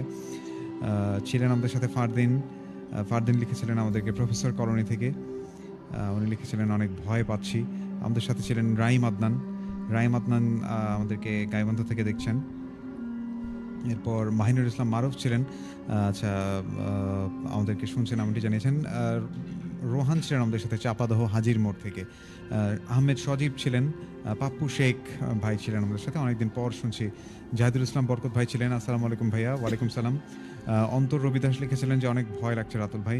রিফাত মণ্ডল ছিলেন আমাদের সাথে, আশা করি ভালো আছেন। আচ্ছা, ইমন ছিলেন আমাদের সাথে। রাতুল ভাই কী খবর? শিশির বেজে সকাল। আচ্ছা, ব্যাকগ্রাউন্ড সাউন্ডটা কি চেঞ্জ করা যায় না? আচ্ছা, অবশ্যই আমরা চেষ্টায় আছি। ব্যাকগ্রাউন্ড মিউজিক নিয়ে অনেক হ্যাম্পার হচ্ছে আমাদেরকে। দেখতে পাচ্ছি সাউন্ডটা আরেকটু ডিপ করেন। আচ্ছা, লিখেছিলেন আমাদেরকে, আচ্ছা, কাঠগোলাপ নামে একজন আমাদেরকে কমেন্ট করেছিলেন। তো যাই হোক, উনি যে ঘটনাটি বলেছেন এটা আসলে ঘটনা বলবেন না গল্প বলবেন নাকি বাস্তবিক কিছু একটা? যদিও আমরা এটা সবাই দেখেছি, গাইবান্ধাবাসী যারা আছি, আই থিঙ্ক কম বেশি সবাই বালুয়া হাসপাতাল জানি। সেটা নিয়ে একটি ঘটনা ছিল যেটি আমাদেরকে প্রথম ঘটনায় নাজমুল ভাই আমাদের সাথে শেয়ার করলেন। তো যাই হোক, আজকে আমার হাতে এই মুহূর্তে কোনো মেইল আমি পড়ে শোনাতে পারছি না। আমার সামনে ল্যাপটপখানা হয়তো বা ভূত চেপেছে, আমি মেইল পড়ে ফেলতে পারছি না এই মুহূর্তে। আমি চলে যেতে চাই আবারও নাজমুল ভাইয়ের কাছে, এবং তারপরে আমার কাছে একটি ছোট ঘটনা আছে, সেই ঘটনাতে চলে যাব। নাজমুল ভাই, আপনার প্রথম ঘটনাটি আমিও অনেক মনোযোগ দিয়ে শুনছিলাম। আসলে এই বালুয়া হাসপাতালটা অনেক দিন থেকে পরিত্যক্ত, আমি নিজেও দেখেছি, এবং আমার বিশ্বাস গাইবান্ধাবাসী যারা আছেন, এবং কিছুদিন আগে একটা মানুষের মধ্যে সোশ্যাল মিডিয়াগুলোতে একটা পোল সৃষ্টি হয়েছিল যে বালুয়া হসপিটালটাকে আধুনিকায়ন করা যায় কিনা।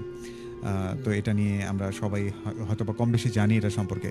তো যাই হোক, আমরা নাজমুল ভাইয়ের কাছে ফিরতে চাই। ভাইয়া, এবার আমরা কোন ঘটনা শুনবো? এটা হচ্ছে আমার ছোটবেলার ঘটনা। এটা হচ্ছে কালো জাদু নিয়ে। আচ্ছা, কালো জাদু সম্পর্কে। তা আমি যখন ছোট ছিলাম তখন তো আমি এগুলো বিশ্বাস করি নাই। কালো জাদু তো আমি অতটা বিশ্বাস করি নাই, কারণ আমি মাদ্রাসায় পড়তাম ছোট থেকেই। এগুলোর প্রতি আমার অতটা বিশ্বাস ছিল না যে কালো জাদু আছে, বাস্তব আছে। এগুলো আমার অতটা বিশ্বাস ছিল না যে কালো জাদু আসলে আছে। আচ্ছা। তা আমি যখন অনেক ছোট, তা আমাকে ছোটবেলাতেই মাদ্রাসাতে ভর্তি করে দেওয়া হয়, যেগুলোকে হেফজোখানা বলা হয়, ছোট মাদ্রাসা, গ্রামের মাদ্রাসা। সেই মাদ্রাসায় আমাকে ভর্তি করে দেওয়া হয়েছে। তা মাদ্রাসায় ভর্তি করে দেওয়া হয়েছে। তা ওখানে তো মাদ্রাসার অনেক মনে করেন ছাত্র রয়েছে। তো ছাত্রর সাথে আমি ওখানে গিয়েছি, যে নতুন একটা মাদ্রাসায় আছি, খুশিতে আছি যে আমাকে মাদ্রাসায় ভর্তি করানো হয়েছে। তা আমি তখন থেকে অনেক খুশি যে আমাকে আমার জীবনে যে মাদ্রাসার লাইফে যে আমি ভর্তি হব, এটা কখনো আমি কল্পনাও করিনি। তা মাদ্রাসাতে ভর্তি হইলাম। তা ওখানে আমাকে রাখি আসা হলো। তা সবার সাথে নতুন অবস্থা, পরিচিত হইলাম। তা পরিচিত হয়ে অতটা মাদ্রাসার প্রতি অতটা অভিজ্ঞতা নেই। তা আমি সবাইকে ধীরে ধীরে সবার সাথে পরিচিত হতে লাগলাম। তাই ওগুলো জায়গাগুলো অনেক নাকি ভয়ানক জায়গা ছিল। তা আবার আশেপাশে আবার নাকি একটা শ্মশান ছিল, যেখানে হিন্দু যারা মারা গেলে ওখানে আর কি করা হতো, পোড়া হতো। এই শ্মশান ছিল। তা এখন আমি মাদ্রাসার ছোটবেলা, আমি তো এমনি ভয়েতে বাইরে বের হই না, আবার ভয় লাগে, কারণ বিশ্বাস করি না, কিন্তু অটোমেটিক একটা অন্তর ভয় কাজ করে যে বাইরে আসলে বাইরে গেলে আবার যদি কোনো কিছু হয়, তো ভয় কাজ করে। এরকম রাত্রে যখন আমি বের হই, তখন আমার সাতকার যে বন্ধু বান্ধবগুলো রয়েছে, এদের 2-3জনকে সাথে ডাকিয়ে আবার ইস্তেঞ্জা করতে যাই। আচ্ছা। তাই এরকম অনেক দিন এরকম হয়েছে। তাই এরকম ক্লাস চলতেছে, আমার মাদ্রাসা পড়ালেখা করতেছি। তা পড়ালেখা করতে করতে একদিন হঠাৎ করে যে হিন্দুদের হিন্দু বাড়ি আসছিল, তো হিন্দুদের একজন হিন্দু মারা গেছে। তা আমরা ছোটো বাচ্চা তো অতটা বুঝি না। তা আমাদের শখ যে আমরা হিন্দু পড়া দেখবো, কীভাবে হিন্দু পড়ানো হয়। তা আমরা এখানে গেলাম, হিন্দু পড়া দেখতে গেলাম, যে গেছি। আমার হুজুর নিষেধ করেছে যেগুলো দেখা যায় না, এগুলো হিন্দুদের গুলো দেখলে শিরক করা হয় আর কি। আমরা তো ছোট, অত শিরক বুঝিনি যে কাকা শিরক। তা আমরা হিন্দু মারা যে গিয়েছে, তা আমাদের কথা হুজুর মানা করছে, আমরা পালিয়ে গিয়েছি যে আমাদের কথা আমরা দেখবো কিভাবে পড়ানো হয়। তাই এরকম করে যখন গেলাম, যে ওইখানে শ্মশান যে ঘাটটা, তো শ্মশান ঘাটটা আবার জঙ্গল দিয়ে ভরা, তার আশেপাশে অনেক জঙ্গল, দেখতে একটা ভয়ানক। আমরা হলো 3-4 জন তো একসাথে আছি, যে একে হাত ধরে আরেকজন হাত ধরে একসাথে দাঁড়িয়ে আছি, দেখবো ওরা কীভাবে কী করে। তো এরকম করে যখন ওই যে হিন্দু যিনি মারা গিয়েছে তাকে একটা তালাই করে তাকে মানে বাঁশের উপর করে নিয়ে যাচ্ছে। আমরা যেরকম খাটলি করে নিয়ে যাই সেরকম ওরা একটা বাঁশের তালায় বাঁশ আছে, মানে ওইরকম বাঁশের তালায় করে তাকে নিয়ে আসা হচ্ছে। আর ওরা ধুতি পরা আর কি যেন ওদের ভগবান নাকি কি যেন এদের নামে কি যেন পড়তেছে আর তাদেরকে নিয়ে আসতেছে। তা আমরা ছোটো থেকে দাঁড়িয়ে তাদের খালি কাহিনিগুলো দেখতেছি কী করে। তো এরকম যখন নিয়ে আসলো আবার অনেক আরেকজন ওই পাশে আসলো, মানে নাকড়ি যেগুলো খড়ি মানে কাঠ এগুলো নিয়ে আসলো, ওখানে রাখা হলো।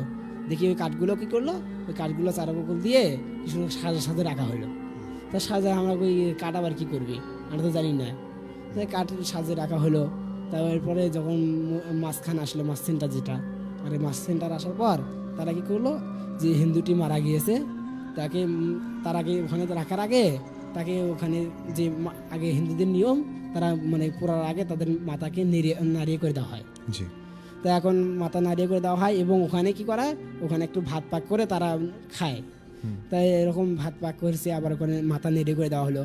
মাথা নেড়িয়ে করে তারা কি ওই লাশটাকে কী করলো, ওই খাটটি মানে যে ওরা যে কাঠগুলো বিছাছে ওই কাঠগুলোর উপরে মানে আর কি পশ্চিম আর পূর্ব দিক পায়া করে রাখছে।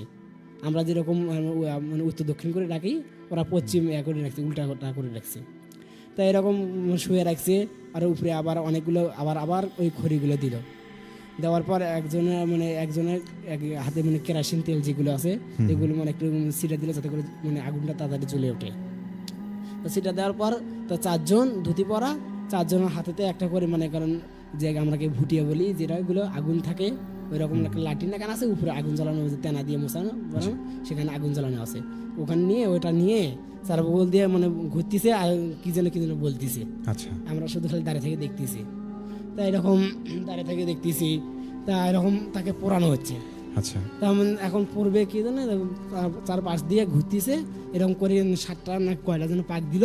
দেওয়ার পর থেকে একজন এক মোড় থেকে আগুনটা লাগিয়ে মানে এই কাঠে লাগিয়ে দিল।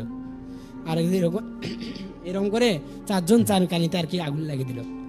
আগুন লেগে দেওয়ার সাথে ওই আগুনটা ধীরে ধীরে জ্বলতে ধুধু করে আগুন জ্বলে উঠলো। আগুন জ্বলে উঠলো আর ওই লাশটা পোড়া যাচ্ছে, শব্দ হচ্ছে, ফুটফুট করে শব্দ হচ্ছে, মানে ফুটে যাচ্ছে কি যেন।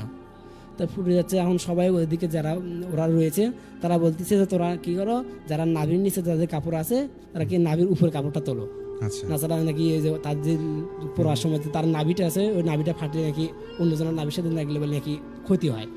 এই ভয়েতে আমরা কি করলাম, আমরা আবার নাভির উপরে কাপড় তুলে আসছে। আমাদের মানে কিরকম বিচ্ছিরি একটা গন্ধ বের হয়েছে যে তাদের পুড়তিছে, পোড়ার একটা বিচ্ছিরি একটা গন্ধ। তা এরকম লাশ পুড়তিছে, লাশ পোড়া বেড়ে।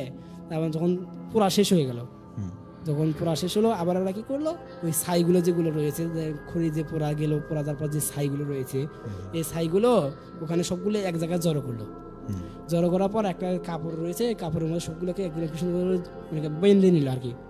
বেঁধে নেওয়ার পর এগুলো একজন মানে ওখানে এমন করে একটা পুকুরে গেল, ওই পুকুরে গিয়ে একজন ডুব মারলো আর ওই ছাইগুলো মানে উড়িয়ে মানে এরকম ছিটে দিল পানির উপরে, জলের উপরে ছেড়ে দেওয়া। তার বগল দিয়ে আবার ওই পানি মানে ওগুলো ছিটে দেওয়ার পর পানির সাথে মিশে গেল।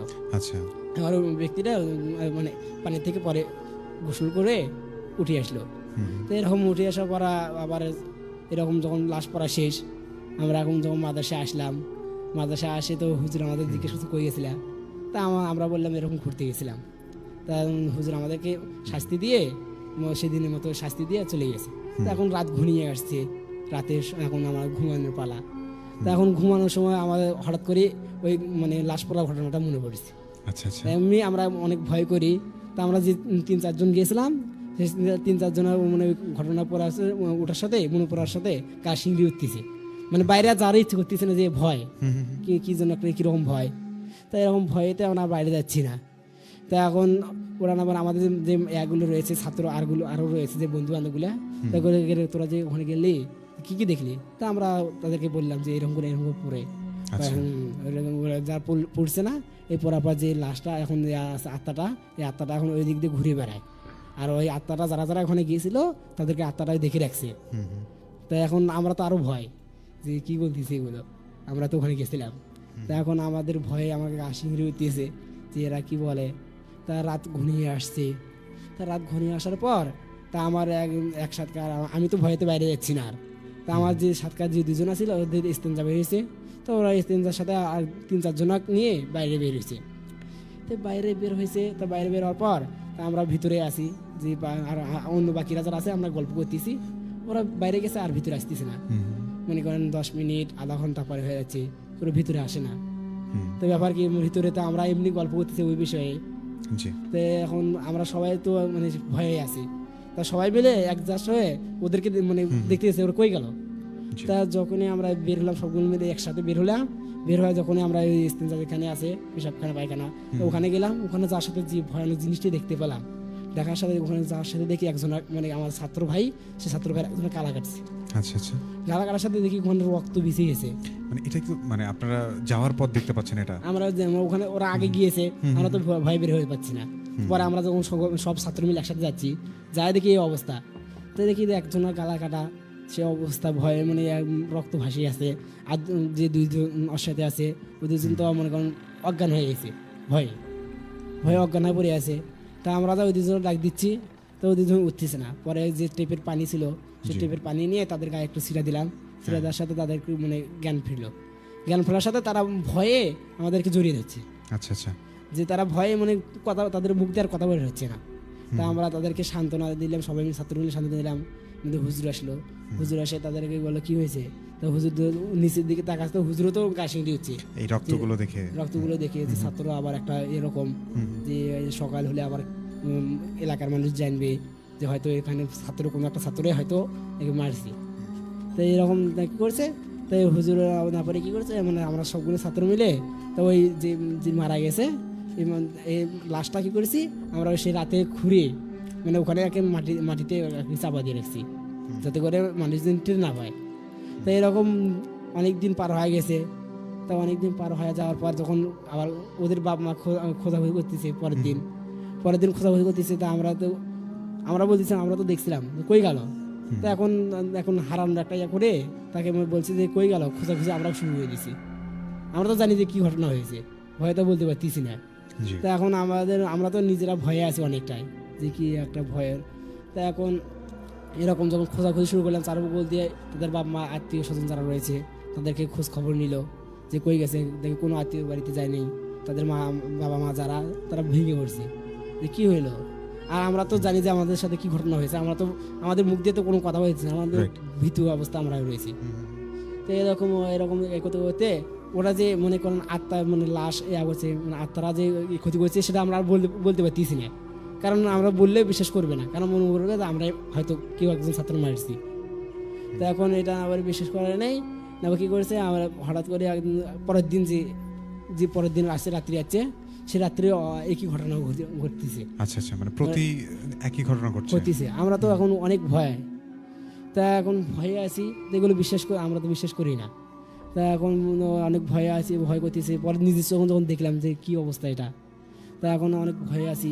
তা এখন হঠাৎ করে একজন বলতেছে যে এগুলো একবার যেন থামানোর জন্য কালো জাদু প্রয়োজন। তা এখন কালো জাদুর প্রয়োজন, আমরা ফির বলি কালো জাদু আবার কি, জাদু আবার আছে নাকি? আমরা তো জানি যে জাদু নাই, জাদু বিশ্বাস করা শিরক। তা আমরা এগুলো শিক্ষা দিয়েছি আমাদেরকে, তো বিশ্বাস করা। তা কালো জাদু যখন শুনতে পারলাম যে আসলে কালো জাদু বাস্তব, যে কালো জাদু নাকি অনেক যে হারুত এবং মারুত যারা ছিল 2 জন ফেরেশতা, এদের কাছ থেকে নাকি কালো জাদু এসেছে। যখন আমরা এই ঘটনাগুলো শুনতে পারলাম তখন তো আমরা মানে বিশ্বাস করে ফেলছি যে আসলে কালো জাদু আসলে আছে। কারণ নবী যখন ছিল, নবীর যুগেও নবীকেও কালো জাদু করা হয়েছে। অসুস্থ ছিল তিনি, তাদেরকে চুলের করে কালো জাদু করা হয়েছে। তা যখন আমরা এই ঘটনাগুলো শুনতে পাই তখন আমার কি বিশ্বাস হলো যে কালো জাদু আসলে আছে। তো এখন কালো জাদু জানতো অনেক পুরনো যারা তান্ত্রিক ছিল, যারা অবিবাহিত অবস্থায় মারা গিয়েছে, পুরুষ এবং যে নারীগুলো মারা গিয়েছে, মহিলাগুলো, তাদের নাকি যে রাত্রে নাকি লাশ তাদের কাল্লা কাটে নিয়ে আসা হয়, এই কাল্লা দিয়ে নাকি কালো জাদু করানো হয়। আচ্ছা আচ্ছা। তো এরকম অনেক পুরনো একটা তান্ত্রিক আছে, সেই তান্ত্রিকের কাছে যাওয়া হয়েছে। তো এরকম তান্ত্রিকের কাছে গেল, তো ঘটনাগুলো খুলে বলতেছে যে এরকম আমাদের এখানে ঘটনা হচ্ছে, তাই এর একটা বিহিত করা দরকার। তো তান্ত্রিক আসলো। তো তান্ত্রিক আসার পর বলতেছে যে ঘটনা কি, যে কী জন্য এরকম হচ্ছে। তা আমরা তো বলতেছি না কার সাথে কী ঘটনা হয়েছে। তা আমাদেরকে জিজ্ঞেস করা হলো তা আমরা বললাম এরকম এরকম যে আমরা যে হিন্দুদের পোড়া দেখতে গিয়েছিলাম, তো এরকম পোড়া দেখার পর থেকেই পোড়া দেখে আসার পর থেকে এরকম ঘটনা হচ্ছে। তো এখন তান্ত্রিক তিনি কী করলো, তান্ত্রিক তার কালো জাদুর প্রভাব শুরু করলো।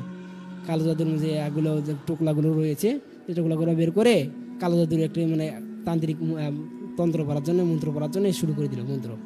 তো মন্ত্র পড়ার সাথে সাথে একজন আমার সাথে একটা বন্ধু ছিল, এই বন্ধুর ভিতরে আর কি ওই একটা আত্মাটা চলে এসছে। তো এখন আমরা বন্ধুটা বলতেছে কি হয়েছে তোর, ওই জবাব দেয় না, খালি মানে তাকে আছে আমাদের দেখি মানে রাগান্বিত অবস্থায়। তা এখন তান্ত্রিক তো বুঝতে পারছে যে ওর ভিতরে ঢুকছে। তো এখন তান্ত্রিক ওকে মানে ওর দিকে পানি ছিঁড়ে দিয়েছে, পানি দেওয়ার সাথে তান্ত্রিকের মুখ হয়েছে।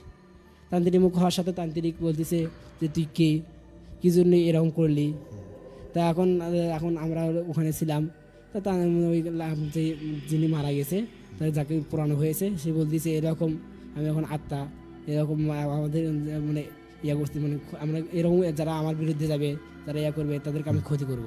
তাই আমরা তো ওইরকম বিশ্বাস করি না, কিন্তু আমরা ফির লাস্ট মানে পুরা দেখে এসেছি। তাই এখন ওই যিনি মারা গেছেন তারা সে তো আমাদের উপর টার্গেট করে আসে যে আমাদের কোনো একটা ক্ষতি করবে। তো এখন তান্ত্রিক তাকে বলতেছে যে তুমি এখান থেকে এদের কী জন্য ক্ষতি করতেছো। তা বলতেছে এই জন্যে যে ওরা আমার শত্রু, এই জন্য তাদের আমি ক্ষতি করবো, তাদেরকে আমরা এক এক করে সবাইকে শেষ করবো। তো তান্ত্রিক বলতেছে তুই এখান থেকে যাবি না। তো এখন ও বলতেছে না আমি যাবো না, আমি সবাইকে শেষ করবো এক এক করে। তখন তান্ত্রিকে আর একটা পোটলা থেকে আর একটা ভয়ানক একটা জিনিস বের করে তার মুখের দিকে ইয়া করলো, তার চোখে তান্ত্রিকের চোখ এক জায়গায় করলো, করার সাথে মানে আগুনের মতো কি যেন বের হয়ে ওই লাস্টে যে রয়েছে আত্মাটা, ওই আত্মার মুখেই গেল। আত্মার মুখে যাচ্ছে আর ওই মানে সমানে চিৎকার পাচ্ছিছে যে আমাকে ছেড়ে দাও, আমাকে ছেড়ে দাও, আমি আর কখনো এদেরকে ডিস্টার্ব করবো না এরকম বলতেছে। তুই যাবি, তার প্রমাণ কি? তুই আমরা তো বিশ্বাস করতেছি না, কারণ তুই এর আগে বলছিস তুই যাবি না, তাই এখন তো তুই বলতেছিস যাবি, তাই আমরা তো বিশ্বাস করবো না, এর একটা প্রমাণ দরকার। তাই প্রমাণ কি তুই বল। তা বলতেছে আমি এখান থেকে যাবো। তাই এখন যাবে, এই জন্য কী করলো, কয়েছে যে তোমরা কী করবা, যে একটা যে জ্যোৎস্নার রাত রয়েছে, অমাবস্যার রাত, এই অমাবস্যার রাতে কী করবা, তোমরা বাটিতে দুধ, আবার কলা, আবার অনেক ফলমূল, এগুলো ওই শ্মশান ঘাট যেখানে আমাকে পোড়া হয়েছে ওখানে রাখি আসবা, এখানে রাখি আসবা। আর এর সাথে একটা কী করবা, এর সাথে আর একটা শর্ত আছে, যে সেটা হলো যে পাঠা যে রয়েছে, যেগুলো আমরা বলি এই পাঠা বলি দিতে হবে। তা আমরা তো মুসলিম, আমরা তো আমরা এগুলোকে বেশি পাঠা বলি দিই না, দেবো না। ওই জন্য কী করলাম, তাদের ধর্মে যারা ছিল তারা বললাম যে এটা একটা আপনারা একটা কী করতে পারেন, বিহিত করতে পারেন। এই জন্য তাদেরকে আমরা টাকা, ওদের যারা আমাদের বড় যারা ছিল তাদের সাথে কথাবার্তা বলে টাকা দিয়ে একটা পাঠা দিয়ে এসে টাকার কি বলি দেওয়া হয়েছে। মানে বলি দেওয়ার পর সেই দুধকলা রাখা হয়েছে, সেই দুধকলা পরে রাখার পর পরের দিনে দেখি দুধকলাগুলো শেষ নেই, দুধকলা কোনো কিছু নেই। পরের দিন আবার এখন নিঝুম হয়ে গেছে, ওরা কোনো ছায়া কোনো ইয়ে নেই, মানে যে একটা ভয়ানক একটা অবস্থা সেরকম আর কোনো বোঝা যাচ্ছে না। তো এরকম যখন বের হয়ে গেল, আবার যখন পরের দিন চলে আসলো, পরের দিন দেখি এরকম আর কোনো ভয়ানক কোনো ইয়ে নেই, আর প্রভাব আর নেই। তা বলতেছে যে চলে গেছে, তা চলে গেছে। তো এরকম দিন চলে যাচ্ছে, হঠাৎ করে আবার একদিন হঠাৎ আবার চলে আসছে। তো হঠাৎ চলে আসার পর যে আবার ভয়ানক কী হলো, এই মিথ্যা কথা বলছে যে চলে যায় নাই, অথচ ওই সত্য কথাই বলছে ও চলে গেছে, কিন্তু ওর বদলে আরেকজন ওখানে আবার ঢুকে পড়ছে যাতে করে এখন ওকে ফাঁসানো যায়। তো এই জন্য কী করছে, ওর জায়গায় আরেকজন এসে ওখানে মানে জায়গা নিছে। তো এই জায়গা নিছে, এই জায়গা নেওয়ার পর আবার যখন আবার ওই যে পরের দিন আবার আসলে ওই ঘটনা আবার শুরু হলো, তখন তান্ত্রিককে ডাকিয়ে নিয়ে আসা হয়েছে যে আপনি কি করলেন, কিছু হয়নি, আবার তো আছে। তা তান্ত্রিক তো সব কিছু করে দেখে ঠিকই আছে, মানে ও তো চলেই গেছে। পরে আবার না চলে যায় না, আবার এরকম আবার ভয়ানক ঘটনা ঘটতেছে। তো এরকম বলে তান্ত্রিক করলো। পরের দিনে তান্ত্রিক আবার নতুন তার যে রয়েছে মন্ত্র রয়েছে, এই মন্ত্র পড়া শুরু করলো। এবার মন্ত্র পড়ে দেখে সে আরেকজন, এটা আচ্ছা তা আরেকজন, তাই এও মানে ওই জায়গাটায় আরেকজন দখল করছে, মানে ও চলে গেছে তো ওই জায়গায় আরেকজন দখল করছে। পরে এরকম দখল করছে, পরে একেও ওইভাবেই কি তাড়ানো হলো।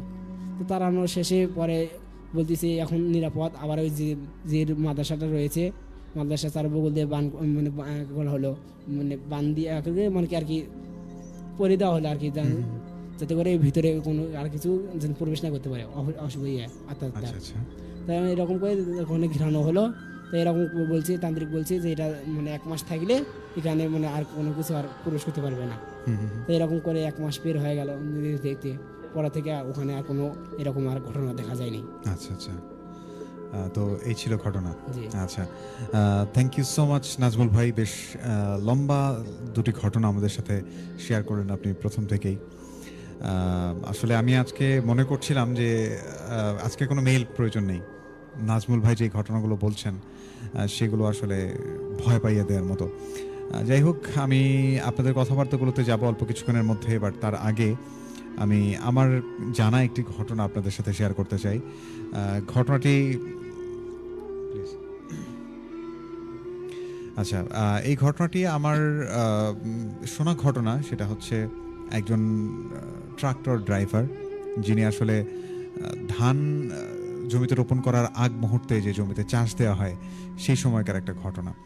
তো আপনারা সকলেই জানেন যে ধান লাগানোর আগে অবশ্যই মাটিটাকে চাষ দিতে হয়, এবং সেই ট্রাক্টর চালাতে গিয়েই কোনো এক রাত্রেবেলা ওনার সাথে এই ঘটনাটি ঘটে। এবং আমি জায়গাটির বর্ণনা দিয়ে দিতে চাই এইভাবে যে পাশে বিশাল বড় একটা পুকুর আছে, তার পাশে একটা শ্মশান ঘাট, পুকুরটা থেকে কিছুটা দূরে শ্মশান ঘাট, এবং তার পাশে বেশ কিছু পুকুর রয়েছে, এবং তার সামনে সেই পুকুরের পাশে সেই পুরো পাথারটা, এবং আশেপাশে 1 থেকে 2 কিলোমিটারের মধ্যে আশেপাশে কোথাও কোনো মানুষের বসত ভিটা নেই। এরকম একটা জায়গায় সেই ঘটনাটি ঘটেছে। আমি আগে বলে রাখছি যে পুকুরটি, সেই পুকুরের পাশে শ্মশানঘাট, সেই পুকুরটি বিশাল বড় এবং খুব পরিচিত একটা পুকুর, এবং যার সাথে ঘটেছে উনিও সেই এলাকারই একজন বাসিন্দা। তো আমি ঘটনায় চলে যাচ্ছি। সেবার ইরি মৌসুমে, সেই ইরি মৌসুমে ধান লাগানোর আগ মুহূর্তে, আপনারা জানেন যে বর্ষাকালে যখন বৃষ্টি হয়, সেই মৌসুমটা কিন্তু না, শীতকালে। আপনারা জানেন যে শীতকালে যখন ধান কাটার পরে কিছুদিন পরে দরকার যেমন হয় যে জানুয়ারি মাস থেকে ফেব্রুয়ারি মাসের মাঝামাঝি সময়, যে সময়টাতে জমি চাষ করা হয়, তো ওই সময় সম্পূর্ণ পাথার একেবারে পরিষ্কার, কোথাও পানি থাকে না বললেই চলে। শীতকাল এমনিতেই শুষ্ক। তো উনি রাত্রেবেলা জমি চাষ করার জন্য চলে যান। ওনার সাথে একজন থাকে, একটা ছেলে, ওনাকে সাপোর্ট করার জন্য। দুজনেই মিলে সেই ট্রাক্টরটি চালান। একজন তেল ধরে থাকে, কোথাও বসে থাকে জমির পাশে। তো সেদিন সে রাত্রে ওনার সাথে যে ছেলেটি হেল্প করে ওনাকে ট্রাক্টর চালিয়ে, সে আসতে পারে না, যার ফলে সেই ভাইকে একাই যেতে হয় সেই জমি চাষ করতে। এবং আনফর্চুনেটলি যে ব্যাপারটা ঘটে, যে এই শ্মশান এবং পুকুরের আশপাশের যে জমিগুলো রয়েছে, একদম কাছাকাছি শ্মশান পুকুর, সেই জায়গাটাতেই ওনার জমি চাষ করতে হয়। এবং উনি রাত্রেবেলার দিকে চলে যান। পুরো রাত্রেবেলা উনি জমি চাষ করেন, কোনো সমস্যা হয় না। সমস্যাটা ঘটে সেই সময়, মোটামুটি শেষ রাতের কিছুটা আগে, মোটামুটি 3টা, 3:30 এরকম সময়। ওনার মনে আছে হাতে ওনার ছোট সেলফোন যেগুলো থাকে, বাটন ফোন আমরা যেগুলোকে বলি, সেই ফোন ছিল। উনি সময় দেখছিলেন, একটু পর পর একটা জমির পর আরেকটা জমিতে যাচ্ছেন, সেই জমি চাষ দিচ্ছেন 2-3 বার করে। তো এরকম সময়ে উনি যখন সেই শ্মশানের পাশে ওই জায়গাটিতে যান, এবং সেখান থেকে শ্মশানও স্পষ্ট দেখা যায়, এবং যে বড় পুকুরটা, সেই পুকুরের পাড়টা স্পষ্ট দেখা যায়। জমি চাষ দিচ্ছেন। একটা সময় পর উনি যখন, আমি বলে রাখি, শ্মশানটা এখানে, তার পাশে পুকুর, এবং উনি জমিটা চাষ করার সময় যখন এদিকটা হচ্ছে পশ্চিম দিকে যখন ঘুরছেন, তখন পুরো পুকুর পাড়টা একবারে স্পষ্ট দেখা যায়, এবং ডান পাশে যে ওপাশে যে শ্মশান ঘাট আছে সেটাও স্পষ্ট দেখা যায়। শ্মশান ঘাটের বড় বড় কিছু পাকুর গাছ রয়েছে 2টা, সেটাও দেখা যায়। তো উনি জমিটা মোটামুটি অর্ধেক চাষ করা হয়েছে। তো এরকম সময়ে উনি যখন পূব দিক থেকে চাষ করার পর আবার যখন ঘুরে পশ্চিম দিক হন, তখনই উনি দেখতে পান শীতের কুয়াশা খুব একটা ছিল না, কিন্তু শীতের তীব্রতা বেশ ভালোই ছিল। ওই সময় উনি দেখতে পান যে পুকুর পাড়ে মনে হচ্ছে কেউ একজন হেঁটে বেড়াচ্ছেন। তো ব্যাপারটা দেখে ওনার কাছে মনে হচ্ছে যে হয়তোবা পুকুরের কেয়ারটেকার, যিনি পুকুর পাহারা দেন, উনি হতে পারে হয়তোবা।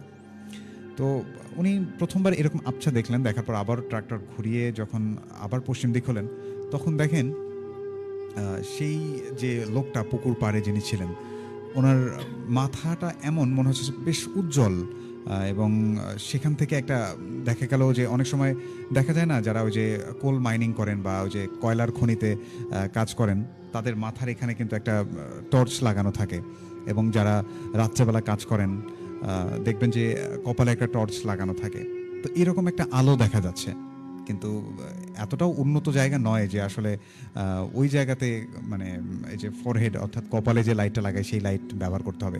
জানেন পুকুরে যারা কাজ করেন তারা বেশ লম্বা লম্বা বড় বড় কিছু মানে হেভি পাওয়ারের টর্চ লাইটগুলো ব্যবহার করে। তো ওনার কাছে মনে হচ্ছে যে ওই মানুষটা সেই পুকুর পাড়ে হাঁটাহাঁটি করছেন এবং ওনার মাথা থেকে এই আলোটা বের হচ্ছে। শুরুতে ভেবেছিলেন হয়তোবা মানে ট্রাকের ঝাঁকুনিতে এমনটা মনে হচ্ছে, কিন্তু উনি বেশ কয়েকবার এরকম করছেন।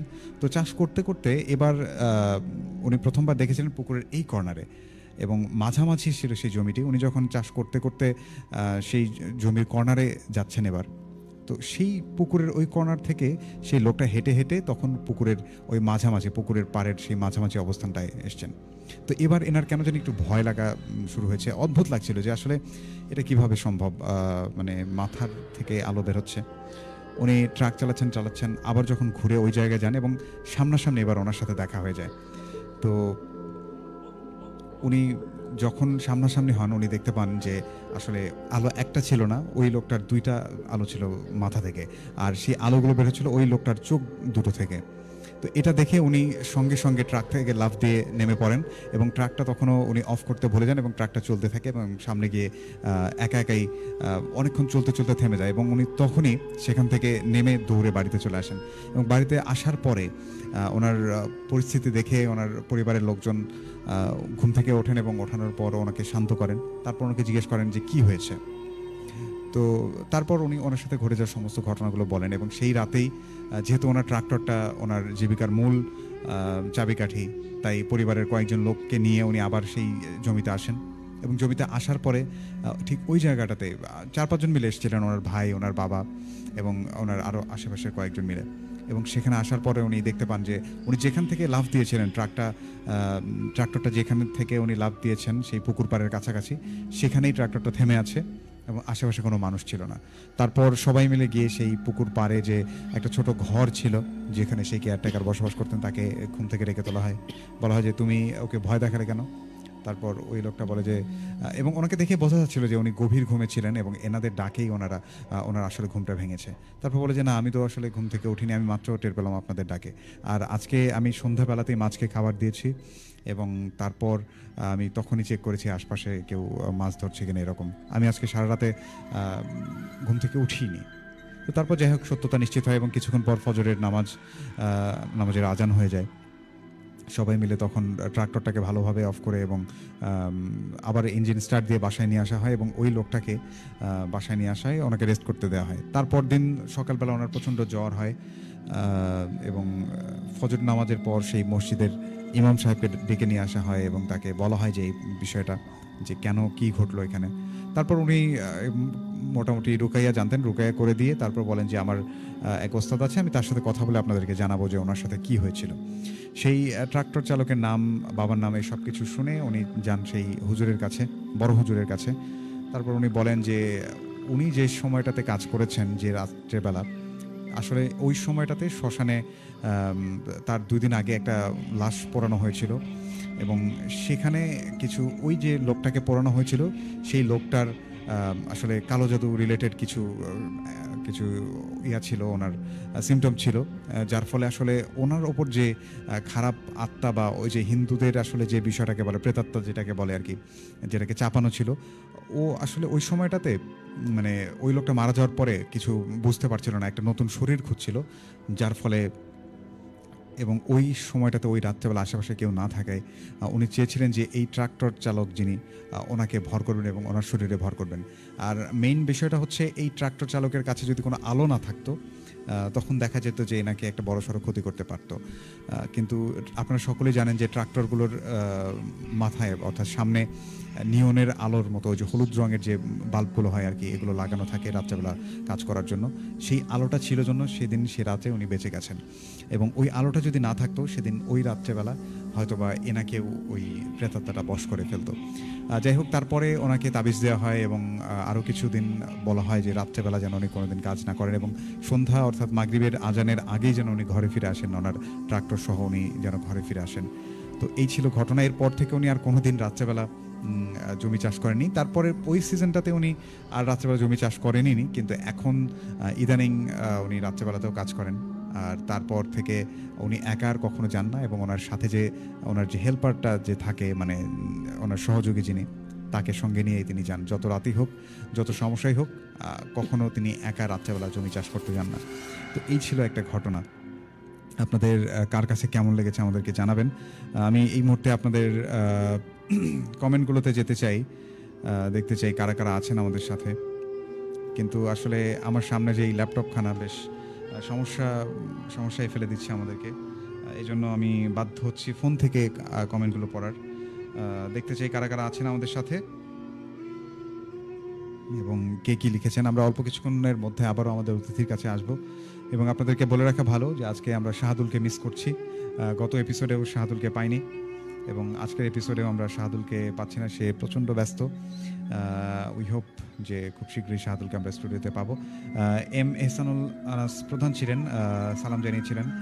ওয়ালাইকুম সালাম। সেলিম মিয়া ছিলেন সুন্দর জাহান্মোর থেকে, অনেক ভয় লাগছে লিখেছিলেন কাঠগোলাপ।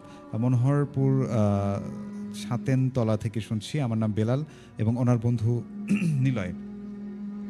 মনির শেখ ছিলেন আমাদের সাথে, আরও ছিলেন আমাদের সাথে শোয়েব বিন কাউসার লিখেছেন আজ। আচ্ছা, ওকে, ফাইন। লিখেছেন রাতুল ভাইয়ের বলা গল্পটা বেশ ভালো লাগলো, থ্যাংক ইউ। লুৎফুল আনোয়ার ভাই ছিলেন। রাতুল ভাই বরাবরের মতো চট্টগ্রাম থেকে একটু দেরিতে যুক্ত হলাম, আজকে বৃহস্পতিবার উনি ভুলে গিয়েছিলেন এমনটি জানিয়েছেন। আর কে মামুন ছিলেন আমাদের সাথে। মাফি মিয়া গাইবান্ধার শাপলা মিল থেকে উনি যুক্ত হয়েছেন। জান্নাত বাপি লিখেছিলেন রাতুল ভাই ইমেল কি পড়তেন? আচ্ছা, আজকে আমি একটু সমস্যার মধ্যে আছি, এই জন্য মেইল পড়তে পারছি না, এবং আমার জানা একটি ঘটনা আপনাদেরকে শুনে দিলাম। আমি চেষ্টা করছি অল্প কিছুক্ষণের মধ্যে, যদি সব কিছু ঠিকঠাক থাকে, মেইল পড়বো। এমডি রঞ্জু মিয়া ছিলেন আমাদের সাথে, নারায়ণগঞ্জ থেকে দেখছেন। জাকির হোসেন ছিলেন, লিখেছিলেন আমাদেরকে সাইদ ভাই কবে আসবেন। সাইদ ভাই আমাদের স্পেশাল এপিসোডগুলোতে আসেন, অবশ্যই আপনাদের আগ্রহের জন্য ধন্যবাদ। শোয়েব বিন কাউসার আবারও লিখেছিলেন আমাদেরকে। এমডি সুরুজ। আব্দুল আহাদ লিখেছিলেন আমাদেরকে রওশনবাগ থেকে, ছিলেন আমাদের সাথে শামীম। রাতুল ভাই কেমন আছেন? অনেক ভালো আছি। মহিমা আক্তার লিখেছিলেন অনেকদিন পর শুনছেন, বেশ ভালো লাগছে এমনটি জানিয়েছেন। বৃষ্টি আক্তার বরাবরের মতোই বেশ ভয় লাগছে এমনটি জানিয়েছেন। এমডি মকফর ছিলেন আমাদের সাথে, উনি লিখেছেন ভূতমারা থেকে শুনছি। এটা জায়গাটা কোথায় আমাদেরকে অবশ্যই জানাবেন, অফলাইনে শুনবো পুরো অনুষ্ঠান। লিখেছিলেন আমাদেরকে আমি মেরাজ এবং পাভেল মিলে শুনছি। যাই হোক, অনেক অনেক ধন্যবাদ। আমরা এবারে চলে যেতে চাই আমাদের নাজমুল ভাইয়ের কাছে, আমরা আরেকটি ঘটনা শুনবো। ভাইয়া, জি, আমরা কোন ঘটনা শুনবো এবার আপনার কাছ থেকে? এই ঘটনাটি হচ্ছে একটা পরিত্যক্ত বাড়ির আর কি ঘটনা। আচ্ছা, এই ঘটনাটি হচ্ছে যে আমি শুনছিলাম এক মানে ভাইয়ের কাছ থেকে, যে ভাই নাকি শুনছে যে তার বন্ধু যেগুলো রয়েছে তারা নাকি প্রতি বছরে একবার করে কি সফর করায়। আচ্ছা, মানে ঘুরতে যায় কোনো জায়গায়। তাই সেবারের মতো প্রতিবারের মতো এবারও তারা কি করছে, সফরে গিয়েছে। আচ্ছা, যে সফরে যার জন্য উদ্যোগ তুলেছে, যে মানে যেগুলো তাদের বন্ধু বান্ধব রয়েছে সেগুলোকে নিয়ে দূরে কোথাও সফরে চলে যাবে। তো এরকম বন্ধুদের সাথে মানে আলোচনা করতেছে সফরে যাওয়া হোক। যাদেরকে বলা হয়েছে তারা বলতেছে ঠিক আছে, তো কবে যাবে? তো তারিখ ঘোষণা করা হয়েছে, অমুক তারিখে অমুক জায়গায় একটা আছে, ওখানে আমরা কি করব, সফর করব। তা পরিত্যক্ত বাড়ি ছিল, ওখানে বলেনি আগেই যে পরিত্যক্ত বাড়ি, কারণ ওখানে কথা বললে হয়তো না যেতে পারে, এই জন্যেই ঘর মানে বাড়ির কথা না বলে বলছে অমুক জায়গায় একটা আমরা সফর করতে যাব। তা এখন মানে সবাই মুখে মুখে শুনছে অমুক জায়গাটা নাকি অনেক ভালো, দেখতে অনেক সুন্দর। তাই এখন মানে এগুলো শোনার সাথে সাথেই তিনি খুশি হয়ে গেছে। তারপর বলতেছেন ঠিক আছে আমরা যাব। সবাই মিলে মানে তারা সিদ্ধান্ত নিয়েছে, তাদের যে স্ত্রী রয়েছে তাদের স্ত্রীকে বলছে বাড়িতে গিয়ে যে আমরা অমুক জায়গায় আমরা এবার সফর করতে যাব। তাদের যে স্ত্রী রয়েছে তারাও বলছে যে আমরাও এবার যাব, তোমাদের সাথে আমরাও এবার সফর করতে যাব। তো এখন তারা কথাবার্তা একে অপরকে কথাবার্তা বলে তারা বলছে ঠিক আছে এবার আমরা তাদেরকেও নিয়ে সফরে চলে যাব। তা এরকম করে দিন ঘনিয়ে আসছে, সফরের দিন ঘনিয়ে আসছে। তারা একটা মাইক্রোবাস ভাড়া নিয়েছে। মাইক্রোবাস ভাড়া নেওয়ার পর তারা তাদের এই সফরের উদ্যোগে তারা সেই জায়গায় মানে যাওয়ার জন্য রওনা হয়েছে। তো এক পর্যায়ে তারা কী করলো, ওই জায়গায় এসে মানে পৌঁছে গেছে। তো পৌঁছে যা দেখলো বাড়িটি মানে অনেক পরিত্যক্ত। তা এখন তারা বলতেছে এখানে কেন আমরা, এখানে আমরা এবার আমার প্রোগ্রাম আছে, এই জায়গাতে আমরা কী করবো, সফর করবো। তা সবাই মিলে কী করলো যে ওই বাড়িতে যাওয়ার সিদ্ধান্ত হলো। তাদের যে স্ত্রীগুলো রয়েছে তারা তো ভয়ে বলতেছে না আমরা এখানে থাকবো না, আমরা অন্য কোথাও উঠবো। তারা বলতেছে যে আমরা তো আছি, তোমরা অত ভয় করতেছো কেন, আমরা থাকতে তোমাদের কোনো ভয় নেই।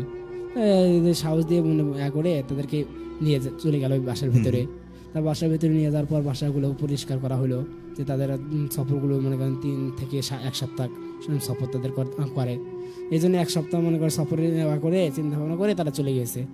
তারা কী করলো, ওই ঘরগুলো যেগুলো পড়ে রয়েছে এই ঘরগুলো তারা কী করলো পরিষ্কার পরিচ্ছন্ন করে তারা থাকার একটা ব্যবস্থা করে নিল। থাকার ব্যবস্থা করে নিল। তারা কী করলো মানে বাজার করলো, মানে রাত্রে খাওয়া দাওয়া করার জন্য। তারা বাজার শেষে রাত্রে এখন যখন তাদের রান্নাবান্না শেষ, খাওয়া দাওয়া শেষ, তাদের মানে যাদের রুম রয়েছে তাদের রুম তারা এখন ঘুমানোর জন্য চলে গেল। তো এখন রুমে ঘুমিয়ে চলে গেল, এরকম করে ঘুম তারা মানে ঘুমে আসছে। তো এখন মধ্যরাত মনে করেন 1টা পেরে হয়ে যাবে, এরকম মধ্যরাত যখন চলে আসছে তখন যে ঘড়ি রয়েছে ঘড়ির মধ্যে থেকে একটা শব্দ আসতেছে। তা ঠিক শব্দ একটা আসতেছে। তো এই শব্দ শোনার পরে তারা যে স্ত্রীগুলো রয়েছে তার মানে যারা বন্ধু যারা রয়েছে, যে পুরুষ যারা রয়েছে তারা তো মানে সেই গভীর ঘুমিয়ে আছে, আর মহিলারা তো একটু শব্দ পাওয়ার সাথে মানে জেগে ওঠে। তা এখন এই শব্দ পাওয়ার সাথে মহিলা মানে ভয়তে জেগে উঠছে। উঠে দেখে কই শব্দ হয়, তা দেখে ঘড়ির দিকে তাকাচ্ছে, ঘড়ির মধ্যে থেকে যেমন মানে ঘড়িতে মানে চোখ দেখা যাচ্ছে। তা এখন তিনি কী করছে, ভয়ে চিৎকার দিয়ে তার যে স্বামী রয়েছে তার স্বামীকে মানে জড়িয়ে ধরছে। তা এখন তার স্বামী তো মানে ঘুম ভেঙে গেছে। তো বলছে কি হয়েছে, চিৎকার দিলে যেন ওখানে আমি মানে ওই ঘড়িতে মানে দেখলাম, মানে চোখ দেখলাম, ভয়ানক রক্তওয়ালা চোখ দেখলাম। তা এখন তার স্বামী যখন তাকাচ্ছে তাকে মানে স্বাভাবিক, কোনো কিছু নেই। তা কই বলতেছে কই এখানে তো কোনো কিছু নেই। কয় না আমি ওখানে দেখলাম, এখনই দেখলাম যে ভয়ানক চোখে দেখলাম আমি। কয় না কোনো কিছু নেই, কয় ঘুমাও সকালে দেখবনি। এই কথা বলে তার স্বামী আবার ঘুমিয়ে গেল। তার তো ঘুম আসতেছে না। তা সে মানে চোখ খুলে আসে। তো চোখ খুলে যেতে হঠাৎ করে জানলা যে রয়েছে এই জানলা থেকে আবার মানে জানলার পাশ দিয়ে কে যেন একটা দৌড় মারলো। তা সাদা পোশাক পরা কে যেন একটা দৌড় মারলো। তো সে দেখে সে উঠে আবার বলছে ওই দেখো ওখানে কি ওটা দাঁড়িয়ে আছে। তো কি হলো আবার ডিস্টার্ব করতেছ, কই দেখো ওখানে কি যেন দাঁড়িয়ে আছে। তো কই তাকালো, কই এখানে কিছু নেই তো, ঘুমাও, তোমার ভুল ধারণা। তা এখন তার স্বামী তো ঘুম, সে তো আর মানে টের পাচ্ছে না, তাই ঘুম আসছে।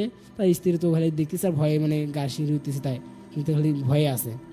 তো এরকম ভয় হয়ে গেল। পরে আবার যখন তিনি ঘুমাচ্ছেন তখন তাদের যে মানে মানে ঘুমাইছে তার শরীরের উপর যে মানে একটা চাদর বা একটা কম্বল থাকে বা খাতা জিনিস যেরকম থাকে, এই জিনিসগুলো ধীরে ধীরে যে স্ত্রীটা রয়েছে তার গায়ের কাছ থেকে মানে সরে যাচ্ছে। মানে বোঝেনি প্রথমে, সে তো মানে চোখ মুঞ্জে আছে। তো তার গায়ে থেকে সরে যাচ্ছে, শিশিরে ডাকতেছে যেরকম, এই শিশিরে লাগার সাথে মানে চোখ খুলছে। চোখ খুলে দেখে তার গা থেকে মানে ইয়াটা নেই, যে গায়ে যে জিনিসটি দিয়েছে সেই জিনিসটি নেই, সরে গেছে। তা হঠাৎ করে ঝাঁপ দিয়ে মানে ডাক দিচ্ছে আবার, এই দেখো যে আবার গা থেকে এই কাপড়টা কই আসছে। তা এখন তার স্বামী তো ওটা টের পাইছে যে আসলে কাপড় তো সরিয়ে আসছে। তা এখন তারা এখন দুজনে এখন তো মানে সেই ভয়ে এখন এর ভিতরে আছে যে এটা কি হচ্ছে। তা বলছে আচ্ছা সকাল হোক, সকালে আমরা এটা করবো নি, ব্যবস্থা করবো। তা এখন অনেক রাত এরকম করতে 1 ঘন্টা পের হয়ে গেছে, রাত তখন 2টা পারে বাজে এরকম। তখন আবার তখন কী করলো, অন্য রুমের যে বন্ধুগুলো রয়েছে এই বন্ধুগুলো এখন ওখানে তারা ঘুমাচ্ছে, এরা তো জাগিয়ে আছে। এরা এখন উঠে তাদের বন্ধুদের কাছে এখন যাবে ডাক দিতে, এরকম ভয় ঘটনা হচ্ছে। তারা এখন যে বন্ধুগুলো রয়েছে ওই বন্ধুর রুমে এরা সবাই মিলে একসাথে থাকবে এখন। তো এখন দরজা মানে যখন দরজা খুলে বের হয়েছে, বের হওয়ার সাথে অন্যদের সব কিছু খালি অন্ধকার দেখা যাচ্ছে। মানে কোনো মানে যারা যে তাদের যে বন্ধুগুলো রয়েছে যে রুমে রয়েছে এই রুমে কোনো দরজা দেখা যাচ্ছে না। তা এখন এদের দুইজনে এখন চিন্তা করতেছে কি রে দরজা কই গেল, আমাদের বন্ধুরা মানে যে রুমে আছে সে রুমের দরজা কই, মানে খুঁজতেছে কিন্তু দরজা খুঁজে পাচ্ছে না। তো এরকম করে মানে এক পর্যায়ে যখন যতই সামনে যাচ্ছে মানে খালি শুধু মানে ফাঁকা পাচ্ছে, কোনো দরজা নেই। এরকম পেছনের দিকে তাকায় সময় এতে পেছনের মানে ওরা যে যে রয়েছে তাদের যে রুমটা রয়েছে সেই রুমটা তারা ভুলে গেছে কোন দিকে। তো এখন তো তারা তো খুব ভয়ে আছে, তাদের বন্ধুরা যে রুমে আছে সেগুলো তো দরজা খুঁজে পাচ্ছে না, আবার তারা যে রুম থেকে বের হয়ে আসছে সে রুমও আর খুঁজে পাচ্ছে না কোথায় সে রুম। তো এখন কি করতেছে এরা সামনে আগাচ্ছে, সামনে আগাতে আবার মানে হঠাৎ করে জঙ্গলের ভিতরে চলে আসছে। মানে ওরা মানে খুঁজতে কোন কিভাবে যে জঙ্গলের ভিতরে আছে ওদের মাথার ধারণা এরা ভুলে গেছে। তখন যখন এই আশেপাশে থাকা খালি জঙ্গল দেখতে পাচ্ছে, যে আমরা এখানে কোথায় আসলাম। তাই এখন এত মানে গভীর মানে জঙ্গলের ভিতর ওরা দুইজনে এখন মানে স্বামী স্ত্রী, তাই এরকম স্বামী স্ত্রী আসে, এরা তো দুজন তো ধরে আসে। হঠাৎ করে একটা মানে একটা বাতাস এসে তাদের গায়ে লাগছে। আচ্ছা গা লাগার সাথে একটা কি যেন মানে গা লাগার সাথে আবার ওই সামনে থেকে কালগুলো ধুমা আসতেছে। তো এখন ধুমা আসতেছে, এদের ধুমার মধ্যে যখন ওরা দুজন আসে কি যেন কাশ এক জাতীয় কাশ চলে আসছে, এরা কাছ থেকে আসতে দুজনের হাত দুজন ছেড়ে দিছে। আচ্ছা তাই দুজন ছেড়ে দেওয়ার পর দুজন দুদিকে চলে গেছে। এখন মানে ওই ধোঁয়ার মধ্যে তো কাউকে টের পাচ্ছে না। তো এখন কি করে, এখন যে স্ত্রী সেই স্ত্রী তার স্বামী খুঁজতেছে, কিন্তু তাই খুঁজে পাচ্ছে না, তাই খুঁজে সময় দুজনে আমার চিৎকার পাচ্ছে যে কই গেল। তো এরকম ভয়ে আছে, ভয়ে সামনে গেতেছে। এরকম খোঁজাখুঁজি করতে হঠাৎ করে সামনে যা দেখে একটা মানে মরা লাশ মানে সামনে পড়ে আছে। তো এখন মরা লাশের সাথে যখন উষ্টা খাইছে, তারা মানে ভয়ে চটকে আরেক জায়গায় গেছে। আচ্ছা মানে তার স্ত্রী তো খুঁজে পাচ্ছে না, যে পুরুষটা যে খুঁজতেছে সেই পুরুষটি মানে ভয়ে যে লাশটার সাথে বাড়ি গেছে, সেই লাশ থেকে ভয়ে চটকে আরেক জায়গায় চলে গেছে। তাদের সামনে দেখে একটা লাশ পড়ে আছে, দেখে তাদের বন্ধুর এক বন্ধুর। তাই সে তো ভয় সমানে তার লাশটা নড়াচ্ছে, ডাক দিচ্ছে তার নাম ধরে, কিন্তু তাই উঠছে মানে ওই জায়গা থেকে উঠতেছে না। তাই উঠতেছে না, আবার যখন সময় ডাকতেছে, তা পাশ থেকে আবার কি যেন একটা দৌড় মারছে, যে পাশের দিকে তাকাইছে, আবার তার সামনে লাশটা নেই। তাই এখন সে ভয়ে আছে যে কি হলো, কই গেল, এখনই লাশ দেখলাম, কই গেল। তো সে ভয়, অনেক ভয়। তার সামনে আবার যাচ্ছে, সামনে যা দেখে যে বন্ধুর দেখলো লাশ, সে বন্ধুর স্ত্রীর সামনে তারও লাশে ঘরে পড়ে আছে। যে কি হচ্ছে তার সাথে, তার গা ঘেমে যাচ্ছে, আর তিনি ভয়ের মধ্যে, অনেক ভয়ের মধ্যে আছে যে কি হচ্ছে, অন্ধকার, আবার জঙ্গলের ভিতর। তাই কি করতেছে, আবার তার সেই লাশটা দেখার সাথে আবার দেখা হচ্ছে, সময় তাকেও ডাকতেছে, ওগুলো সারা হচ্ছে না। আবার গাছের উপর যে গাছগুলো রয়েছে, এই গাছের উপর থেকে একটা কি যেন পড়লো, এরা পড়ার মতো শব্দ হলো। যখন উপর দিকে তাকাছে, আবার নিচের দিকে দেখা সেই লাশটাও নেই। সে অনেক ভয়ে আছে যে কি হচ্ছে, উপরেও কোনো গাছ খালি নড়লো, নিচে আবার সেই লাশ নেই, মানে সে ভয়ে আছে। তো এরকম ভয় করতে করতে হঠাৎ করে মানে জঙ্গল পার হতে হতে মানে সকালে সূর্য উঠে এসছে, মানে সূর্য উঠছে, একজন মানুষের দেখা পাইছে, সব মানে আসতেছে, মানে কাটতে আসতেছে আর কি জঙ্গলের ভিতর। তো এই লোকটার সাথে দেখা হয়েছে। তখন ওই লোকটা দেখা হয়েছে, এর মানে সারা রাত এই মানে দাবাদাবি করতে তার গা মানে চুল উস্কো উস্কো হয়ে গেছে। আচ্ছা মানে ভয়ে মানে শরীর মানে কাদা হয়ে গেছে, মানে কাপড় চাপড় ময়লা ভরে গেছে। তখন কাঠুরি যখন আসছে, কাটতে আসছে, তখন তাকে দেখতে পারছি, তুমি তাকে দেখতে পাই, তুমি এখানে কেন, তোমার সাথে কি হয়েছে, গায়ে এরকম মানে ময়লা ভরে আছে, চুলগুলো উস্কো উস্কো হয়ে গেছে। তাহলে সে খুলে মানে ঘটনা খুলে বলতেছে যে আমরা 4-5 জন বন্ধু একসাথে আমরা সফরে আসছি, একটা রুম, ওই রুমটা পরিত্যক্ত একটা বাসা আছে, ওই বাসাতে আমরা উঠছি। ওটার পর আমরা যখন ঘুমিয়েছি, ঘুমানোর পর থেকে আমার সাথে এরকম ঘটনা হয়েছে, যে এই ঘটনা হয়েছে। তা ওই যে কাঠুরিয়াকে বলতেছে, সে কাঠুরিয়া তাকে ফির বললো যে তোমরা এখানে কেন আসছো, আর কোনো রুম পাওনি খুঁজে? কয় না, আমরা এই রুমটা একটু মানে ভালো পেয়েছিলাম, আমরা এখানে থেকে একটা সফর করবো, একটা মানে একটা অনুভূতি, সবাই মিলে এসছি, যেহেতু সবাই মিলে আসছি, কোনো ভয় নেই, একটা অনুভূতি একটা করবে, ফিল আপ করবে। এই জন্য তারা কি করতেছে, সবাই মিলে করছে, তার ঘটনাগুলো খুলে বলতেছে, বলছে তোমরা আশেপাশে মুরব্বীর কাছ থেকে শুনুনি, এটা একটা ভয়ানক জায়গা। তা আমরা শুনছি, কিন্তু আমরা বিশ্বাস করি না। তাই ওই লোকটা বলতেছে আমরা তো বিশ্বাস করিনি না যে কতটা সত্য। তো যখন বললো যে এটা ভয়ানক জায়গা, তখন তো মানে ওই লোকটা বিশ্বাস করেনি, তার নিজের চোখে যখন দেখতে পারছে, তখন তো আর ওর মুখ দিয়ে কোনো কথা বের হচ্ছে না যে কী হচ্ছে। তো এখন যে কাঠুরিয়া আছে তাদের বলতেছে আচ্ছা চলো আমার সাথে চলো। তো সে কাঠুরিয়া তাকে নিয়ে চলে গেল। নিয়ে যাওয়ার পর যে আর তোমার সাথে কে কে আসছিল, তো অমুক অমুক বন্ধু আসছিল। তা এখন বলছে মানে ওই যায় তারা, তার ওই বন্ধুটাকে নিয়ে তারা ফিরে গেছে, মানে ওই কাঠুরিয়া তাদের এক জানা আছে, এক তান্ত্রিক জানা ছিল, সে তান্ত্রিকের কাছে চলে গেছে ওই বন্দুক নিয়েই, সাথে সাথে সঙ্গে সঙ্গে চলে গেছে আর কি। তো তান্ত্রিকের কাছে গেছে, তো এখন তান্ত্রিক তো তাদের ধ্যানে মুগ্ধ আছে। তো এখন নিজের যে কাঠুরিয়া মানে যে লোকটি গেছে, যে বন্ধুটা গেছে, তিনি তো কথা বলতে পারছেন না, যে কাঠুরিয়া তাকে ডাকতেছে, যে বাবা বাবা করে ডাকতেছে, কিন্তু সে হাত তোলা করছে, পিছ থেকে হাত তোলা করছে, করার পর 1 মিনিট পর তার দিকে তাকাইছে, তাকে বলতেছে বলো কি হয়েছে। তাই এরকম করে ঘটনাগুলো খুলে বলার পর তখন ওই তান্ত্রিক করলো, তাকে বলতেছে ঠিক আছে। এই কথা বলে তার রুমে চলে গেল, রুমে চলে তার যে জিনিসপাতিগুলো রয়েছে এই জিনিসপাতিগুলো নিয়ে চলে আসলো।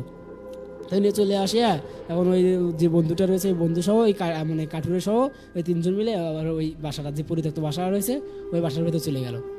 ওই বাসার মধ্যে চলে যাওয়ার সাথে দেখে ওই বাসাটা মানে পরিত্যক্ত একে ইয়ে হয়ে গেছে। আগে মনে এরা যে পরিষ্কার করছে সে পরিষ্কার কোনো চিহ্নই নেই, যারা পরিষ্কার করে যেখানে ছিল এই পরিষ্কার কোনো চিহ্নই নেই। পরে আবার তান্ত্রিক ওই মাকাশার যে জাল বয়েছিল এদের এগুলো সরিয়ে দিয়ে হাত দিয়ে সরিয়ে দিয়ে ওই মানে এদের চলে যাচ্ছে রুমের ভিতর।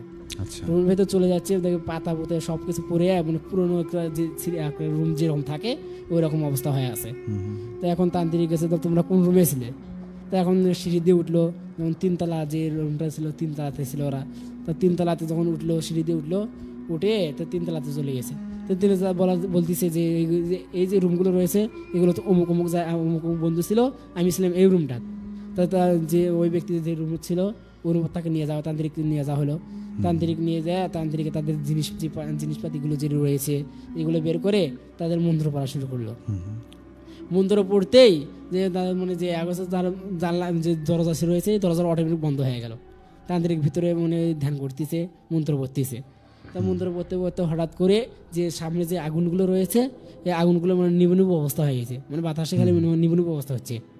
তো এখন ওই সময় তান্ত্রিক মন্ত্র পড়তেছে, সামনে যে একটা চেয়ার রয়েছিল ওই চেয়ারটা অটোমেটিক উপরে উঠছে। আচ্ছা মানে যে সামনে যে চেয়ার আছে ওই চেয়ারটা উপরে হাওয়ায় ভাসিয়ে আছে। তো এখন যে রয়েছে যে কাঠুরিয়া আর যে বন্ধুটা রয়েছে ওই বন্ধুটার সময় দেখতেছে। আচ্ছা তো এখন বন্ধু দেখতেছে এদের যে বন্ধুগুলো রয়েছে এগুলো তো আর খোঁজ পাচ্ছে না। তো এখন ওখানে করলো চেয়ারটা হাওয়ায় ভাসিয়ে আছে। তো যেমন কি করলো এই যে তান্ত্রিক কি করলো যে তার কাছে একটু যে পানি জল রয়েছে এই জলটা চেয়ারের উপর ছিটে মারলো। ছিটে মারার সাথে সাথে ওই চেয়ারটা অটোমেটিক মাটিতে পড়ে গেল। পরে যাওয়ার সাথে পরে আবার তান্ত্রিকের কাছে একটা কি যেন একটা যন্ত্র ছিল, ওই যন্ত্র নিয়ে আগুনের উপরে এরকম করে মানে মন্ত্র করতেছে। মন্ত্র পড়ার সাথে এক মুহূর্তে মানে ওর যে আত্মাটা রয়েছে ওই আত্মাটা চলে আসছে। তা আসার সাথে আত্মাটা দেখছে, দেখার সাথে এখন তান্ত্রিকের সাথে ওই আত্মাটা কথা বলতেছে। তা তান্ত্রিক বলতেছে তুই কে, তুই মানে এখানে কি করতে মানে কি জন্য আসিস, তুই মানুষকে ক্ষতি করতেছিস কি জন্য? তা এখন তান্ত্রিক এগুলো ওই আত্মাটাকে জিজ্ঞেস করতেছে। তা আত্মাটা বলতেছে এরকম অমুক যে আমরা অমুক অমুক সময়ে যে এরকম আমরাও সফরে আসছিলাম, তা আমাদেরকে এরকম করে আমাদের অত্যাচার করা হয়েছে উপরে। তা আমাদেরকে এরকম হাত ধরে করে এখান থেকে বের করে দেওয়া হয়েছে, আমাকে এখানে উঠতে দেওয়া হয়নি। তা আমরা এখান থেকে বের করে দেওয়া হয়েছে। তাই বের করে দিয়ে তা আমরা ওঠার জন্য অনেক চেষ্টা করছিলাম, উঠতে দেওয়া হয়নি। তাই এটা নিয়ে হঠাৎ করে তাদের মধ্যে একটা ঝগড়া লেগে যায়। এই ঝগড়া লাগতে হঠাৎ করে দুই পক্ষ যখন রাগান্বিত হয়ে যায়, এই রাগান্বিত হতে মানে মারামারি বেজে যায়। মারামারি বেজতে তাই এদের যে যারা ছিল বিপক্ষ দল ছিল যারা ওখানে যারা আশ্রয় নিতে চাইছিল উঠতে চাইছিল তাদের মানে যারা ওখানে স্থায়ী ছিল তাই স্থায়ীর সাথে যখন মারামারি বাজে এই মারামারির কারণে হাতাহাতি করতে হঠাৎ করে একজন মানে খুন হয়ে যায় ওই জায়গাতে। তাই খুন হয়ে যাওয়ার পরে কী করলো, এখন তো সবাই মানে ভয় ভীতু অবস্থা যেটা কী হয়ে গেল, মানে তখন তো রাগান্বিত অবস্থা, তখন তো সবাই খুবই আসছিল। কিন্তু যখনই আবার লাস্টে মানে যখন হয়েছে একজন খুন হয়ে গেছে সবাই তো এখন ভয়ে পড়ে গেছে, মানে রাগ সাথে তো ঠান্ডা হয়ে গেছে। রাগ ঠান্ডা হওয়ার পরে তারা ভয়ে আছে এখন কি করলাম এটা আমার হাত হয়ে। এখন এরকম মানে ইয়ে রয়েছে তারা যে রাস্তা রয়েছে এই রাস্তা নিয়ে এখন টেনশনে পড়ে গেছে যে আমরা এটা কী করলাম করলাম। তো এখন এরা কী করলো এই লাশটাকে এখন যে যারা পুলিশ যে আছে এদের হাত থেকে বাঁচানোর জন্য এরা এই লাশটাকে মানে অন্য জায়গায় মানে সরে রাখলো। সরে রেখে তারা কি করলো যে বালু রয়েছে ওই যে ওখানে যে বাড়ির আশেপাশে যে একটা মাটি গাছ রয়েছে এই গাছের নিচে মানে ওখানে মাটিকে ঘুরে তাকে মানে পুঁতে রাখা হলো ওখানে। তার পুঁতে রাখা হলো তখন থেকে মানে সেই দিনে এরা কি করলো পুঁতে রেখে এরা যারা স্থায়ী ছিল এই স্থায়ীরা ওখান থেকে চলে গেছে, মানে ওই ওখান থেকে চলে গেছে তো ওখানে পড়েছিল। তাতে যখন রাত হয়েছে এরকম রাত হতে তো ওখানে আর কেউ আসে না। ঘটনা যখন ওখানে একটা লাশ মনে মারা হয়েছে খুন হয়েছে এই ভয়ে তো ওখানে আর কেউ আসে না। এই নাম্বারে এই লাশ যেখানে কবর দেওয়া হয়েছিল পুঁতি রাখা হয়েছিল এই লাশটা ওখান থেকে মানে ধীরে ধীরে ওই স্থানটা দখল করলো। এখন ওই স্থানটা দখল করে এখন ওর সিদ্ধান্ত এই জায়গাতে এখন যারা সফর করতে আসবে তাদেরকে ওই এইভাবে মারবে। কারণ ওর উপরে অত্যাচার হয়েছে এই জন্য ওইও এই প্রতিশোধ নিবে। এই প্রতিশোধ নেওয়ার জন্যে এখন ওই যে এরা যে আসছে তো এরা তো জানে না যে এই ঘটনা হয়েছে, তো এরা এদের মতো আসছিল। তাই এখন এদেরকে যে বন্ধুটা রয়েছে এই বন্ধুটার সাথে ইয়া করছে বাকিগুলোকে ওই এরকম করে খুন করেছে, মানে ওই লাশটা মারি ফেলেছে। তো এখন যখন তান্ত্রিক ওকে জিজ্ঞেস করছে যে এরা কি করছে তোর ক্ষতি, আর এর সাতকার যে বাকিগুলো রয়েছে এরা কই আমি এদেরকেও এভাবে মানে মেরে ফেলছি এরকম করে অমুক জায়গায় আমি ফেলে দিয়ে এসেছি। আচ্ছা। তো এরকম শোনার সাথে আর বন্ধু তো মানে সেই আত্মহারা হয়ে গেছে যে কি বললো, ওর সাথে একসাথে সফরে আছে, বাকি সবাই মারা গেছে, শুধু একাই আছে। এখন ও তো মানে ভেঙে পড়ছে। তাই এখন একটা যে মানে তান্ত্রিক আছে তাই বলতেছে তুই এদের ক্ষতি করলি কেন, এরা তো কিছু করেনি। তাই এরা তো আসছে সফরে, এরা তো এখানে বাসাতে আছে, এরা সফর করতো, এদের ক্ষতি করতো। এখন ওর একটা সিদ্ধান্ত যে এখানে যারাই আসবে এই রুমে যারাই ঢুকবে তাকে করবে, কিন্তু এই অল্প জনে বেঁচে গেছে। মানে করতে করতে সকাল ফজর হয়ে এসছে, সূর্য উঠছে, তখন মানে আঘাত করতে পারেনি, যার কারণে বেঁচে গেছে। তাই এখন এই বেঁচে গেছে, এই জন্য তান্ত্রিক আমাকে বললো। তান্ত্রিক বলতেছে যে এরপর থেকে যা এখান থেকে মানে এখানে আর কোনো জন লোক আসে তাহলে সে তাদেরকেও মেরে ফেলবে। না পরে তান্ত্রিক তার মন্ত্র পড়ে তাকে ওখান থেকে সরানোর চেষ্টা করতেছে, কিন্তু যতই সরানোর চেষ্টা করে তারা যে আরো যেগুলো মারছে আর কি মারছে সেগুলো আসে এখন ওখানে দখল করছে, ওর উপর ভর করে ওগুলোকে বশ করে নিছে। বশ করে নেওয়ার সবগুলো যখন আত্মা এক মানে একজাস্ট হয়, তার শক্তিটা আরো বেড়ে যায়, তখন তান্ত্রিক ওর সাথে মানে পেরে ওঠে না। তখন পেরে ওঠে না, তান্ত্রিক মানে ওর সাথে ব্যর্থ হয়ে যাচ্ছে, বারবার ব্যর্থ হয়ে যাচ্ছে। এক পর্যায়ে তান্ত্রিক বলতেছে আমি এখানে পারবো না, সে তান্ত্রিক উঠে চলে যাচ্ছে। মানে ওর মতো ওই জায়গাটা পরিত্যক্ত রয়েছে। তা ওই যে আমার বন্ধুটা বাড়ছে, এই বন্ধুটা তো এখন সে ভয়ভীত অবস্থা আছে। তাই এখন ভয়ভীত অবস্থা আছে। পরে যখন এই আবার থানাতে গেছে, থানাতে গিয়ে পুলিশদেরকে সব কিছু খুলে বলছে, মানে এই ঘটনাগুলো খুলে বলছে। তাই এখন পুলিশ সহ এখন পুলিশে তাদের নিরাপদে তাদের পরিবারকে যাই খুলে বলছে সব কিছু। এখন তাদের পরিবার তো এখন তো তার উপর একটু রাগ আছে, কিন্তু তাদের পরিবার তো মানে একটু জ্ঞানী ছিল, তারা বুঝতে পারছে যে এটা তো ওদের কোনো দোষ নেই, এরা সবাই মিলে সফরে গেছে, এখন সফরকারীদের সাথে এই ঘটনাগুলো হয়েছে। এখন ওকে আর দোষারোপ না করে এখন নিজেরা এখন নিজেদের ভেঙে পড়েছিল, তাকে ক্ষমা করে দিচ্ছে তার পরিবার থেকে। তা ক্ষমা করে দেওয়ার পর সে তার মতো ছিল। তাই এখন বাকি যারা আছে এখনো ওই বাসাটা এখনো পরিত্যক্ত রয়েছে, এখনো ওই রকমই রয়েছে। তাই এখন যারা যে সফরে ওই বন্ধুটা গিয়েছিল, ওই বন্ধুটা এই ঘটনাটি আর কি অন্যজনকে বলছিল। আচ্ছা আচ্ছা, তো এই ছিল ঘটনা। জি আচ্ছা আচ্ছা, নাজমুল ভাইকে অনেক অনেক ধন্যবাদ। আমি আসলে যত শুনছি নাজমুল ভাইয়ের ঘটনা আমি তত মুগ্ধ হয়ে যাচ্ছি। আজকে অনুষ্ঠানটা শুরু করেছিলাম একদম ভিন্নভাবে, তারপর থেকে আমার মনে হয়নি যে আজকে মেইল পড়ার দরকার আছে। সেটার প্রমাণ আপনারাই, যে আসলে আপনারা সকলেই জানেন যে প্রথমে আমরা মেইল পড়ি, তারপর অতিথির ঘটনায় যাই। তো আসলে আজকে হয়েছে আমি নাজমুল ভাইকে দিয়ে শুরু করেছি, এবং আমি এত মুগ্ধ হচ্ছিলাম ওনার ঘটনাগুলো শুনে, যে এত চমৎকারভাবে উনি ঘটনাগুলো আমাদের সামনে উপস্থাপন করছেন এবং আপনাদেরকে শোনাচ্ছেন। আপনাদের কার কাছে কেমন লাগছিল আজকের ঘটনাগুলো, আমি সেই কথাবার্তাগুলোতে চলে যাব এবং জানতে চাই যে কারা কারা আছেন আমাদের সাথে, আমি তাদের কথাবার্তাগুলো পড়তে চাই। এবং আপনারাও যদি চান আপনার সাথে ঘটে যাওয়া ভৌতিক ঘটনা আমাদের সাথে শেয়ার করবেন,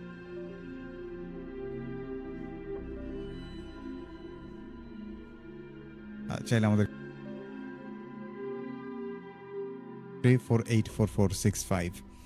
আর আপনি যদি চান আপনার ঘটনা আমি পড়ে শোনাই, সেক্ষেত্রে আমাদেরকে মেইল করতে পারেন। আমাদের মেইল অ্যাড্রেসটি হচ্ছে bhoot.sharabela@gmail.com।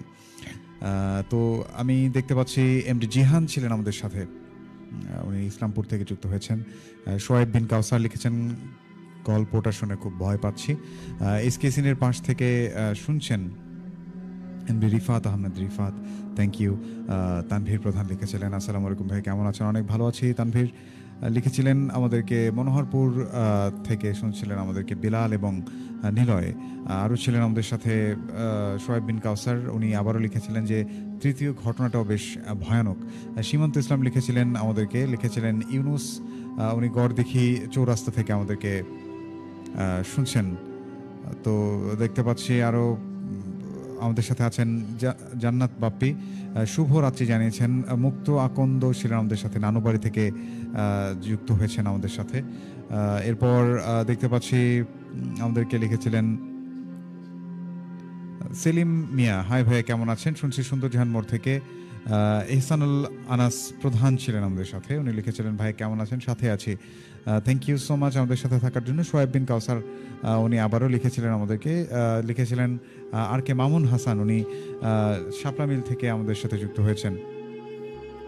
আরও দেখতে পাচ্ছি নারায়ণগঞ্জ থেকে যুক্ত হয়েছিলেন রঞ্জু মিয়া, ছিলেন আমাদের সাথে আবারও জাকির হোসাইন, আরও লিখেছিলেন আমাদেরকে স্বর্ণা জাহান, উনি গাইবান্ধা থেকে শুনছেন, ছিলেন আমাদের সাথে জান্নাত বাপ্পি, উনি নরসিংদী থেকে আমাদের সাথে বরাবরই যুক্ত হন। লুৎফুল আনওয়ার ভাই লিখেছিলেন যে বরাবরের মতো যুক্ত আছি ভাইয়া। উনি আরও দেখতে পাচ্ছি আমাদের সাথে শেষ মুহূর্তে কার্ড গোলাপ, আপনার নামটি জানাবেন অবশ্যই, অনেক ভয় লাগছে। ইসলামপুর থেকে আমাদের সাথে জিহান ছিলেন সর্বশেষ। গড়দিঘি চৌরাস্তা থেকে যুক্ত হয়েছিলেন ইউনুস আমাদের সাথে। তো যাই হোক, আমি আপনাদের প্রত্যেককে অনেক অনেক ধন্যবাদ জানাতে চাই যে আমাদের সাথে আজকে চমৎকার কিছু ঘটনা আমাদেরকে শেয়ার করলেন নাজমুল ভাই। আমি আসলে জানতে চাই যে নাজমুল ভাইয়ের কাছে আর কোনো ঘটনা আছে কিনা, ছোট কোনো ঘটনা যদি না থাকে আমি ছোট্ট একটা ঘটনায় দিয়ে আজকের অনুষ্ঠান শেষ করতে চাই। নাজমুল ভাই, আচ্ছা নাজমুল ভাই আমাদের সাথে আজকে অনেকগুলো ঘটনা শেয়ার করেছেন এবং বলতে গেলে পুরোটা সময় উনি একাই আপনাদেরকে ঘটনা শুনিয়েছেন। এবং আমি ছোট্ট একটা ঘটনা আপনাদেরকে শেয়ার করতে চাই, সেটা শীতকালীন একটি ঘটনা। বন্ধুরা মিলে আমাদের এটা আমার একটি শোনা ঘটনা, আমি ছদ্মনাম ব্যবহার করছি, ধরে নিই সেই ছেলেটার নাম রিফাত এবং ওর কয়েকজন বন্ধু নাবিল এবং সিয়াম। রিফাত, নাবিল, সিয়াম, তিনজন খুব ক্লোজ আমার। আসলে তাদের সাথেই ঘটনাটি ঘটে যাওয়া, আসলে তাদের নাম শেয়ার করা যাবে না, এই জন্য আমি ছদ্মনাম ব্যবহার করছি, রিফাত, সিয়াম এবং নাবিল। তো তিন বন্ধু খুব ক্লোজ, প্রতি শীত আসলেই তারা বিভিন্ন জায়গায় ট্যুরে যায়, কিন্তু এবার শীতে তাদের আসলে কোথাও খুব একটা যাওয়া হয়নি এবং যার ফলে তারা প্ল্যান করে যে আমাদের আশেপাশেই যে বিখ্যাত একটা নদী আছে সেই নদীর কোনো একটা চরে গিয়ে তারা পিকনিক করবে বা স্টে করবে এক রাত, এরকম একটা প্ল্যান থাকে তাদের। এই জন্য যত সব প্রস্তুতি সব তারা করে নেয়। ওদের সাথে আরও কয়েকজন যুক্ত হয়, তাদের স্কুল লাইফের আরও 2-3 ফ্রেন্ড তাদের সাথে যুক্ত হয়। মোটামুটি তারা 6 থেকে 7 জনের মতো ছিলেন। তারা একটা যে ব্যাটারি চালিত যে ইজি বাইকগুলো আছে সেগুলো ভাড়া করেন, সেগুলো ভাড়া করে তাদের প্রয়োজনীয় জিনিসপত্র, তাঁবু, তারপর রান্না করার যে জিনিসপত্র সব কিছু নিয়ে তারা সেই নদীর ঘাটে যায় এবং সেখান থেকে নদীর চরে গিয়ে পৌঁছায় ওপাশে। এবং সেখানে গিয়েই তারা ঘাঁটি বাঁধে, তাঁবু টাঙায়। তো রাত্রেবেলা খুব মজা করছে তারা, চার্জার যে স্পিকারগুলো রয়েছে সেগুলো নিয়ে যায় এবং ব্যাটারি নিয়ে যায় এবং পর্যাপ্ত আলো তারা নিয়ে যায়, কিন্তু আসলে সেটা শুধুমাত্র খাওয়া দাওয়ার জন্য ব্যবহার করেছিল এবং বাকিটুকু সময় তারা বনফায়ার ব্যবহার করেছিল, অর্থাৎ আগুন জ্বালিয়ে রেখেছিল। তো এরকম একটা সময় তারা খুব মজা করছেন। তো একটা সময় ভাবেন যে আমরা যেহেতু সবসময় পিকনিক খাই, আমরা পিকনিক করি, বনভোজন করি, তো পুরোটা সময় দেখা যায় আমাদের নাচানাচি করতে এবং খাওয়া দাওয়া করতেই চলে যায় এবং তাঁবুর মধ্যে বেশিরভাগ সময় আমাদের কেটে যায়। তো এবার যেহেতু আমরা একটা নিজ জেলাতেই আছি এবং ভিন্নধর্মী একটা জায়গায় এসেছি, আমরা এই ব্যাপারটা একটু ভিন্নভাবে সাজাই। এরকম একটা চিন্তাভাবনা থেকে তারা ভাবে যে তারা খাওয়া দাওয়া করবে একদম শেষ রাতে এবং পুরো রাতে তারা আসলে একজনকে রান্না করার জন্য রাখবে এবং আরেকজন হেল্প করবে এবং বাকি 4 জন মিলে সেই নদী থেকে মাছ ধরার একটা তারা প্ল্যান করে। তো এই ভাবা, তো ওরা আগে থেকেই জাল নিয়েছিলেন মাছ ধরার জন্য এবং বড়শি, সেই সাথে যে বর্ষা টাইপের যে একটা অনেকগুলো কাঁটাযুক্ত একটা যন্ত্র আছে যেটাকে ট্যাটা বলে সম্ভবত, সেটা নিয়েছিলেন। তো বাকি 5 জন মিলে তারা সেই মাছ ধরতে চলে যান এবং যে মাঝি তাদেরকে এপাশে রেখে গিয়েছেন তার সাথে কন্ট্যাক্ট ছিল যে উনি যেন একদম সকালবেলা এসে তাদেরকে এখান থেকে নিয়ে যান। তো আমি স্পয়লার আগে দিয়ে দিতে চাই যে পরদিন এসে সেই মাঝি এসে তাদের সকলকে এক জায়গায় অজ্ঞান অবস্থায় পড়ে থাকতে দেখেন। তো যাই হোক, আমি ঘটনায় ফিরে আসি। তারা তখন মাছ ধরতে যান, সেই বন্ধুদের সাথে আসলে খুব বেশি ভয়ানক ঘটনা ঘটে না প্রথমে, এবং রান্নার এখানে এই জায়গাটাতে যে 2 জন থাকেন তাদের সাথে প্রথমে সেই ঘটনাটি ঘটে। যে রান্না করছিল সে হচ্ছে সিয়াম এবং নাবিল, এই 2 জন। তো প্রথমে সিয়াম হচ্ছে নাবিলকে বলে, নাবিল যেহেতু পানি নিয়ে এসেছি, আমাদের বাসনগুলো ধোয়ার জন্য কিছু পানি লাগবে এবং আমরা খাবার পানিটা নষ্ট করতে চাচ্ছি না, তুই একটু যেহেতু কাছে নদী আছে তুই নদী থেকে একটু পানি নিয়ে আয়।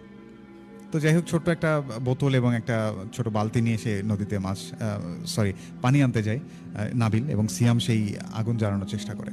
তো পানি আনতে গিয়ে অনেকটা সময় পার হয়ে যায়, কিন্তু নাবিলের আসার কোনো খবর পায় না সেই সিয়াম। তো এরপর সিয়াম অনেকক্ষণ, যেহেতু নদীর চর, আশেপাশে কোনো মানুষ নেই, তাই জোরে চিৎকার করতে থাকে এই বন্ধুর নাম করে করে। তো একটা সময় পর ওর ডাক নাবিল শুনতে পায় না, কিন্তু বাকি যে ফ্রেন্ডগুলো রয়েছে রিফাত এবং আরও যে বাকিগুলোর নাম আমি জানি না, তো ওরা শুনতে পায় যে নাবিলকে কেউ একজন নাম ধরে ডাকছে। এই ডাক শুনে ওরা সেখান থেকে ফেরত আসে যে কী ব্যাপার, নাবিলকে ডাকছে কেন। তো সিয়ামের কাছে আসার পরে যে বলে যে কী হয়েছে, তুই নাবিলকে কেন ডাকছিস, আর নাবিল কোথায়? বলে যে আমি তোরা চলে যাওয়ার পর আমি নাবিলকে বললাম যে আমাকে একটু পানি এনে দে, আমি আগুনটা জ্বালাই, একটু হেল্প হবে। তো নাবিল অনেকক্ষণ আগে গেছে কিন্তু এখন পর্যন্ত ফিরে আসেনি। তো এমন ভাবনা থেকে তো সবাই একটু চিন্তায় পড়ে যায় যে কী হলো, ও আবার নদীতে পড়ে গেল কিনা বা কোনো বিপদ ঘটলো কিনা। তো সবাই মিলে হাতে টর্চ নিয়ে এবং একটা মশালের মতো জ্বালিয়ে ওকে খুঁজতে যায়, এবং খুঁজতে গিয়ে দেখে যে নদীর পাড়ে কোনো কারণ নেই, কিছু নেই, সে অজ্ঞান হয়ে পড়ে আছে ওখানে। তারপর ওকে সবাই মিলে ধরাধরি করে নিয়ে আসে এবং আসার পরে সেই তাঁবুর মধ্যে রাখা হয় এবং অনেকক্ষণ তাকে চেষ্টা করা হয় এবং মুখে পানি ছেটে দেওয়া হয় যে ওর জ্ঞান ফেরানোর জন্য। জ্ঞান ফেরার পর ও যে কথাটা বলে সেটা হচ্ছে এরকম যে আমাদের সবচেয়ে বড় ভুল হচ্ছে এই জায়গাটাতে আসা, এইরকম কথা বিড়বিড় করে সে আবার অজ্ঞান হয়ে পড়ে যায়। তো এই কথা শোনার পরে ওরা ভাবে যে হয়তোবা সবাই তো আর ভয় পায়নি, একজন ভয় পেয়েছে, হয়তোবা কিছু একটা দেখেছে, এবং সে অজ্ঞান হয়ে যায় এবং তারপর অনেক চেষ্টা করে, ওর আর জ্ঞান ফেরে না সেই রাতে। তো এরপরে দুইজন ফ্রেন্ড মিলে আবারও সেই নদীতে পানি আনতে যায় এবং এবারও সেই সেম ঘটনা, সেখানে গিয়ে অনেকক্ষণ হয়ে যায়, ওরা ফেরত আসে না সেই পানি নিয়ে। তো এবারে বাকি রইল আরও 4 জন যারা ওই চুলার ওখানে রান্নার ওখানে ছিল, এবং ওরা আগে থেকে বাজার করে নিয়ে গিয়েছিল। ওরা ভাবে যে আমরা আসলে মাছ না ধরি, যেহেতু একটা ঘটনা ঘটে গেছে, আমরা সবাই মিলে একটু রান্না করি যাতে করে আমাদের দ্রুত বাসায় ফেরা যায় বা আমাদের পিকনিকটা শেষ করা যায়। তো অনেকক্ষণ হয়ে যায়, এই দুজনও ফেরত আসে না। তো চিন্তায় পড়ে যায় বাকি সবাই। তো এবারও তারা আগুন জ্বালিয়ে রেখে এবং কিছু কাটাকুটি হয়েছে অলরেডি, তারা সবাই মিলে এই দুজনকে খুঁজতে আসে এবং এসে দেখে ঠিক একই জায়গায় এই দুজনও অজ্ঞান হয়ে পড়ে আছে। এই ঘটনার পরে আসলে কারো শরীরে কোনো শক্তি ছিল না যে আসলে মানে কী করবে, ওখানে দাঁড়িয়ে থাকার মতো শক্তি ছিল না এবং ভেবে পাচ্ছিল না যে মানে কি হচ্ছে তাদের সাথে। তো তারপরও মনে সাহস রেখে এই বাকি 4 জন মিলে ওই দুজনকে ধরে নিয়ে গিয়ে আবার সেই তাঁবুর মধ্যে রাখে। তো এই ঘটনার পরে ওরা বেশ চিন্তায় পড়ে যায় এবং পরে তারা সিদ্ধান্ত নেয় যে তাদের সাথে যে বাসা থেকে নিয়ে আসা যে পানিগুলো ছিল সেই পানিগুলো দিয়ে রান্নার কাজ করবে। তো একটা সময় পর রান্নাবান্না হয়ে যায়, খাওয়া দাওয়ার সময় হয়ে যায়। তো এইরকম সময়ে মানে মনে হচ্ছে যে সেই নদীর চর থেকে কিছু একটা শব্দ পাওয়া যাচ্ছে, এমন একটা মনে হচ্ছে যে নূপুর পরে কেউ একজন মানে হেঁটে বেড়াচ্ছে ওদের মানে আশেপাশে, একেবারে কাছেও নয় কিন্তু খুব বেশি দূরেও নয়, কিন্তু নূপুরের শব্দটা স্পষ্ট পাওয়া যাচ্ছে। তো এই শব্দটা শোনার পর তারা সবাই মিলে একটু স্তব্ধ হয়ে যায়, একটু চুপচাপ হয়ে যায় যে কী ব্যাপার, আশেপাশে তো কোনো বাড়ি নেই, আবার এটা কিসের শব্দ আসছে, আর এত নির্জন জায়গা, এখানে তো আশেপাশে কোনো বাড়ি ঘরও নেই, এবং এখন যে নদীগুলো, নদীতে তো কোনো নৌকাও চলছে না যে আসলে নৌকা থেকে কোনো মানুষ নেমে আসবে এই চরে। তো একজন বন্ধু, ওর খুব সাহস ছিল, ও ভাবে যে আমি একটু দেখে আসি, তোরা এখানে থাক। এবং বাকি যে 3 জন ছিল তাদের কিন্তু জ্ঞান ফেরেনি, 4 জন কিন্তু এখনও স্টিল অ্যালাইভ ছিল। তো তারপর সে একটু আশেপাশে উকি দেয় যে কাউকে দেখা যায় কিনা। তো হালকা সেদিন কুয়াশাও ছিল এবং চাঁদের আলোও ছিল, এবং ওদের স্পিকারে হালকা গানও বাজছে, খুব বেশি জোরে সাউন্ড দেয়নি, কারণ ওই ফাঁকার মধ্যে যদি ফুল সাউন্ড দেয় তাহলে হয়তো বা দেখা যাবে যে 4 জায়গায় শেষ হয়ে যাবে, পুরো রাত ওদের আনন্দ করতে পারবে না। এমনিতে মাথার মধ্যে টেনশনও কাজ করছে। ও বলে যে স্পিকারটা একটু অফ করে দে যাতে করে স্পষ্ট শোনা যায়। স্পিকারটা অফ করা হয়। তো এমন একটা বিষয়, সে বাইরে আসে এবং বাইরে এসে মানে সোজা সে হাঁটতে ধরে একদিকে, এবং পেছন থেকে যে বাকি 3 জন কাজ নিয়ে ব্যস্ত ছিল এবং ওর কথা ভুলে যায় যে আসলে ও কোথায় গেল। তো তারপরে যাই হোক কিছুক্ষণ পরে ওই বন্ধুটা হাঁপাতে হাঁপাতে ফিরে আসে, এবং ফিরে আসার পরে বলে যে দোস্ত, আমরা মস্ত বড় ভুল করেছি এই জায়গাটাতে এসে। তো এমন একটা ভাবনা থেকে তারা সবাই একটু আগুনটাকে আরও জোরে জ্বালিয়ে দেয় এবং যাতে করে কোনো ক্ষতি না হয়। তো তারপরে অনেকক্ষণ হয়ে যায়, আর কোনো সেই নূপুরের শব্দটা পাওয়া যাচ্ছে না। ওরা এবার স্পিকারের সাউন্ডটা একটু বাড়িয়ে দেয় যাতে করে আশেপাশের কোনো শব্দ না শোনা যায় এবং ওদের ভয়টা যেন একটু কেটে যায়। তো যাই হোক, এমন করতে করতে হুট করে ওদের স্পিকারটা কেমন যেন একটা রেডিওর ফ্রিকোয়েন্সির মতো শব্দ হয়ে, রেডিওতে নয়েজ হলে যেরকম শব্দ হয়, একটা ঝিঝি একটা শব্দ, এরকম একটা শব্দ হয়ে স্পিকারটা বন্ধ হয়ে যায়। তো তারা ভাবলো যে হয়তো বা চার্জ শেষ, খুব কিছু বেশি কিছু না ভেবে তারা ওদের বাকি যে বন্ধু আছে তাদেরকেও একটু জাগানোর চেষ্টা করে। তো দেখা যায় যে ওদের জ্ঞান ফেরেই না একদম।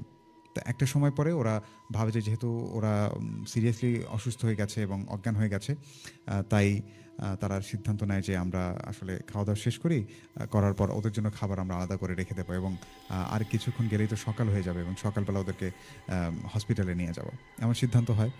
তো একটা সময় পরে ওরা যখন মানে খেতে বসবে, তখনই দূর থেকে মনে হচ্ছে আবারও সেই নূপুরের শব্দটা ভেসে আসছে। কারণ আমি আগেই বলেছি যে স্পিকারের সাউন্ডটা অফ ছিল, যাতে করে দূর থেকে যদি একটা খসখসানের আওয়াজও যদি আসে বা সেইটাও অনেক বেশি জোরে মনে হচ্ছিল ওদের কানে। তো মনে হচ্ছে কেউ একজন মনে হয় হেঁটে আসছেন। তো একজন বন্ধু ভাবে এই মাঝি এত তাড়াতাড়ি আসলো, এমনটা কথা বলে যে যেহেতু তারা মাঝিকে আগেই আসতে বলেছিলেন। মাঝি আসে, এমন একটা আশা নিয়ে তারা তাঁবু থেকে বের হয়নি কেউ, কারণ সবাই একটু ভয়ে আছে, কেমন যেন অদ্ভুত অদ্ভুত সব ঘটনা ঘটছে তাদের সাথে।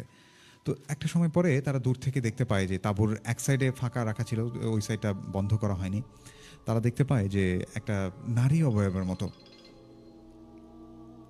একটা নারী অবয়ব সেখানে ওদের দিকে হেঁটে আসছে এবং তার পোশাকটা ছিল একটা সাদা কাপড় পরার মতো এবং চুলগুলো ছাড়া ছিল এবং মাথার সামনে নাকি ঝোলানো ছিল।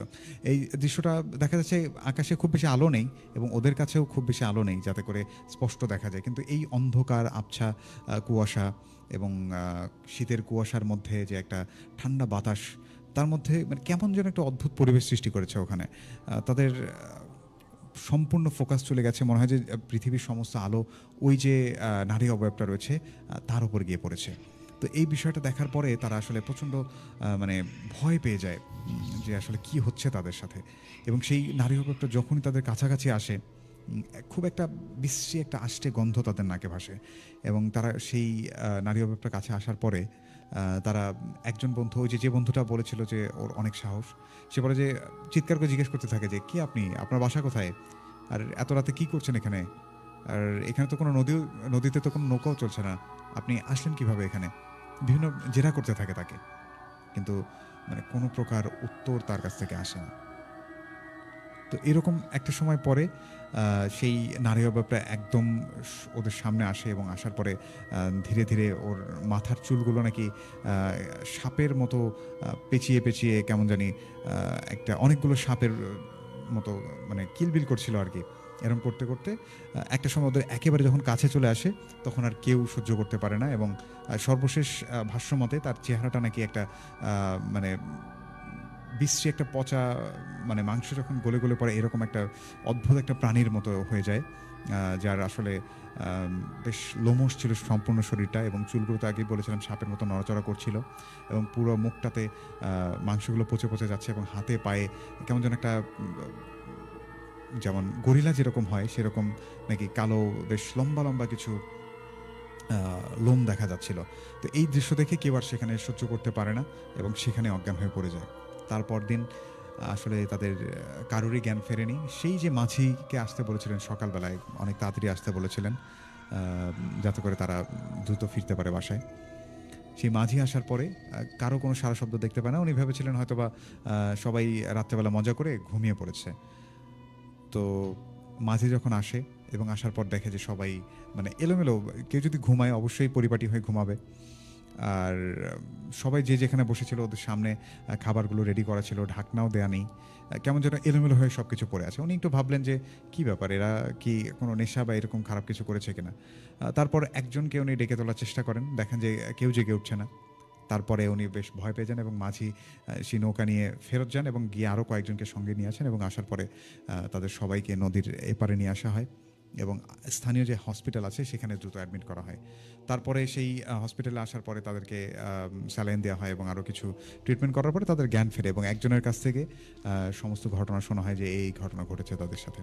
তো তারপরে যাই হোক শোনা হয় যে ওই অঞ্চলটাতে নাকি দীর্ঘদিন আগে একটা মানুষের বাসা ছিল, চরে, নদীর চরে বাসা ছিল, যারা আসলে দেখা গেল যে নদীর চরে যে বাসাগুলো হয় সেগুলো নাকি জটলা করে 10টা 20টা বা এরকম 10-15টা ঘর মিলে হয়। তো ওনারা যে চরটাতে ছিলেন সেই চরটা একেবারে ডুবে গেছে এবং ওনার যে ওই যারা এই চরে এসেছিলেন তাদের সাথী যারা ছিলেন, তাদের এলাকার যারা ছিলেন, তারা নাকি অন্য একটা চরে গিয়ে স্থান নেয় এবং ওনারা চেয়েছিলেন যে তারা একাই যাক, হয়তো ওনার সাথে আরও কয়েকজন আসবে, এবং এই চরটাতে নাকি তারা বসবাস শুরু করেন। এবং এখানে নাকি ওনাদের একটা মেয়ে ছিল, যে মেয়েটা নাকি একটু মানসিক সমস্যা ছিল, যার সে সবসময় সাজগোজ করতে পছন্দ করত, এবং ওনার পায়ে নাকি নূপুর দেয়া ছিল, এবং সেই নূপুর পরে নাকি উনি একদিন নদীতে গোসল করতে যায় দুপুরবেলা, একাই গিয়েছিলেন, এবং সেখান থেকে নাকি আর উনি ফেরত আসেননি। এবং তার পরদিন ওনার নাকি সমস্ত শরীরের মানে পায়ের নিচের অংশটা নাকি খালি ছিল, মানে পাওয়া যায়নি খুঁজে, শুধুমাত্র শরীরের ওপর অংশটুকু ওনার পাওয়া গেছে। তো এই ছিল ঘটনা। এবং তারপরে ওনাদেরকে প্রত্যেকটা বন্ধু, যে কয়েকজন রিফাত, সিয়াম এবং নাবিল যাদের কথা বললাম, এবং ওদের বন্ধুরা সবাই একজন বড় কবিরাজের কাছে যান এবং তার কাছ থেকে চিকিৎসা নেন, এবং দীর্ঘদিন পরে তারা মোটামুটি সুস্থ হয়ে যান। তো এই ছিল ঘটনা। আসলে এটা আমার সম্পূর্ণ শোনা ঘটনা ছিল, যেটি আমাকে শেয়ার করেছিল আমার খুব ক্লোজ একটা ফ্রেন্ড। আমি তার কাছ থেকে শুনেছিলাম, এবং সেই ফ্রেন্ডের এক খুব নিকট আত্মীয়ের কাছ থেকে এই ঘটনাটি শুনেছিল, এবং তার সাথে সেই ঘটনাটি ঘটেছিল। যাই হোক, আমি ছদ্মনামগুলো ব্যবহার করেছি, এবং যারা এই জায়গাটি চেনেন তারা হয়তো বা অলরেডি বুঝে ফেলেছেন, এবং সেই প্লেসটার নাম আমাকেও বলেছে। আমি সিকিউরিটির জন্য জায়গাটির নাম উল্লেখ করছি না। তো যাই হোক, দেখতে পাচ্ছি আমাদের ঘটনা শুনতে শুনতে এবং ঘটনা শোনাতে শোনাতে একেবারে অনুষ্ঠানের শেষ পর্যায়ে আমরা চলে এসেছি। আমি দেখতে চাই কে কে আছেন আমাদের সাথে। এমডি মুসলিম ছিলেন আমাদের সাথে, লিখেছিলেন আমি আনিকা হবিগঞ্জ থেকে আমাদেরকে শুনছেন। আর ঘটনাগুলো বেশ ভয়ানক লাগছে ওনার। সোয়েব বিন কাউসার ছিলেন যে চতুর্থ গল্পটা বেশ ভয়ানক লাগলো। তানভীর প্রধান ভাইয়ের মেইল চেয়েছেন। সীমন্ত ইসলাম লিখেছেন গল্পটা বেশ ভালো ছিল। রেডিওতে অফলাইনে আচ্ছা দেখা যায় কেন? আচ্ছা, বুঝলাম না আপনার কোয়েশ্চেনটা। চুয়াডাঙ্গা জেলা থেকে আমাদের সাথে যুক্ত হয়েছেন মোহাম্মদ শামীম, অনেক অনেক ধন্যবাদ। রনি এমডি ফাহিম ছিলেন, সালাম জানিয়েছিলেন। ওয়ালাইকুম সালাম। শাহাদুল ভাইয়ের ঘটনা শুনতে চাই। অবশ্যই শাহাদুল ভাইকে আমরা হয়তো বা নেক্সট এপিসোডে পাবো। লিখেছিলেন আমাদেরকে ইউনুস আলী গড় দিঘি চৌরাস্তা থেকে যুক্ত হয়েছেন। গল্পটা শুনে বেশ ভয় পেয়েছেন কাউসার। এমডি রিফা ছিলেন, আরও অনেকেই যুক্ত আছেন, মুসলিম উদ্দিন ছিলেন। তো যাই হোক, আমি আসলে আর কাউকে আচ্ছা, ওয়ালিদ নাবি ছিলেন যে ভালোই হলো আজকের শোটা, থ্যাংক ইউ সো মাচ। এবং সীমন্ত ইসলাম সর্বশেষ কথা লিখছেন কিছু। আপনাদের সকলকে অনেক অনেক ধন্যবাদ জানাতে চাই যে আজকে পুরো অনুষ্ঠানটাতে যে সকল ঘটনা আপনারা শুনেছেন, আপনাদের কার কাছে কেমন লেগেছে আমাদেরকে কমেন্টে জানাতে পারেন। এবং আপনি যদি আমাদের স্টুডিওতে এসে সরাসরি ঘটনা শেয়ার করতে চান, অবশ্যই আমাদেরকে ফোন করতে পারেন একটি নাম্বারে 01713484465। আর আপনি যদি চান আপনার ঘটনা আমি পড়ে শোনাই, সেক্ষেত্রে আমাদেরকে মেইল পাঠাতে পারেন। অনেকেই মেইল পছন্দ করেন, এই জন্য মেইল বেশি বেশি পাঠাতে হবে। এবং যে সকল ঘটনা ইদানিং আসছে, আমি আসলে খুবই আশাহত।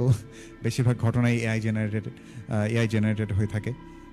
যারা এই ধরনের ঘটনা পাঠান, অবশ্যই সেই ঘটনাগুলো সিলেক্ট হবে না, এটা স্বাভাবিক। এবং এতে করে আপনারা অনেকে মন খারাপও করেন, অভিযোগও করেন যে আপনার ঘটনা কেন পড়া হয় না বা পড়া হচ্ছে না। অবশ্যই রিয়েল ঘটনা হতে হবে, এবং একদম অথেন্টিক ঘটনা আমাদেরকে লিখে পাঠাবেন। আমাদের মেইল অ্যাড্রেসটি হচ্ছে bhoot.sarabala@gmail.com। আমি আজকের মতো এখানেই বিদায় নিতে চাই। ভূতবেলার এই পুরো আয়োজন জুড়ে আমাদের সাথে আজকের অতিথি ছিলেন নাজমুল ভাই। নাজমুল ভাইকে অনেক অনেক ধন্যবাদ জানাতে চাই যে উনি আমাদেরকে এই পুরোটা সময় জুড়ে আমাদেরকে চমৎকার কিছু ভৌতিক ঘটনা উপহার দিলেন। আর এতক্ষণ এই ভূতবেলা পুরো আয়োজন মিলে আমি আপনাদের সাথে ছিলাম রাতুল। তো যাই হোক, আপনারা সকলকে আবারও ধন্যবাদ জানাতে চাই যে আপনারা আছেন বলেই রেডিও সারাবেলা আছে, আপনারা আছেন বলেই ভূতবেলা আছে, এবং আপনাদের ভালোবাসা নিয়েই ভূতবেলা চলছে, এবং আপনাদের ভালোবাসা নিয়েই আগামী বৃহস্পতিবার আবারও ফেরত আসতে চাই ভূতবেলায়। সে পর্যন্তই সকলে ভালো থাকুন, সুস্থ থাকুন। আসসালামু আলাইকুম।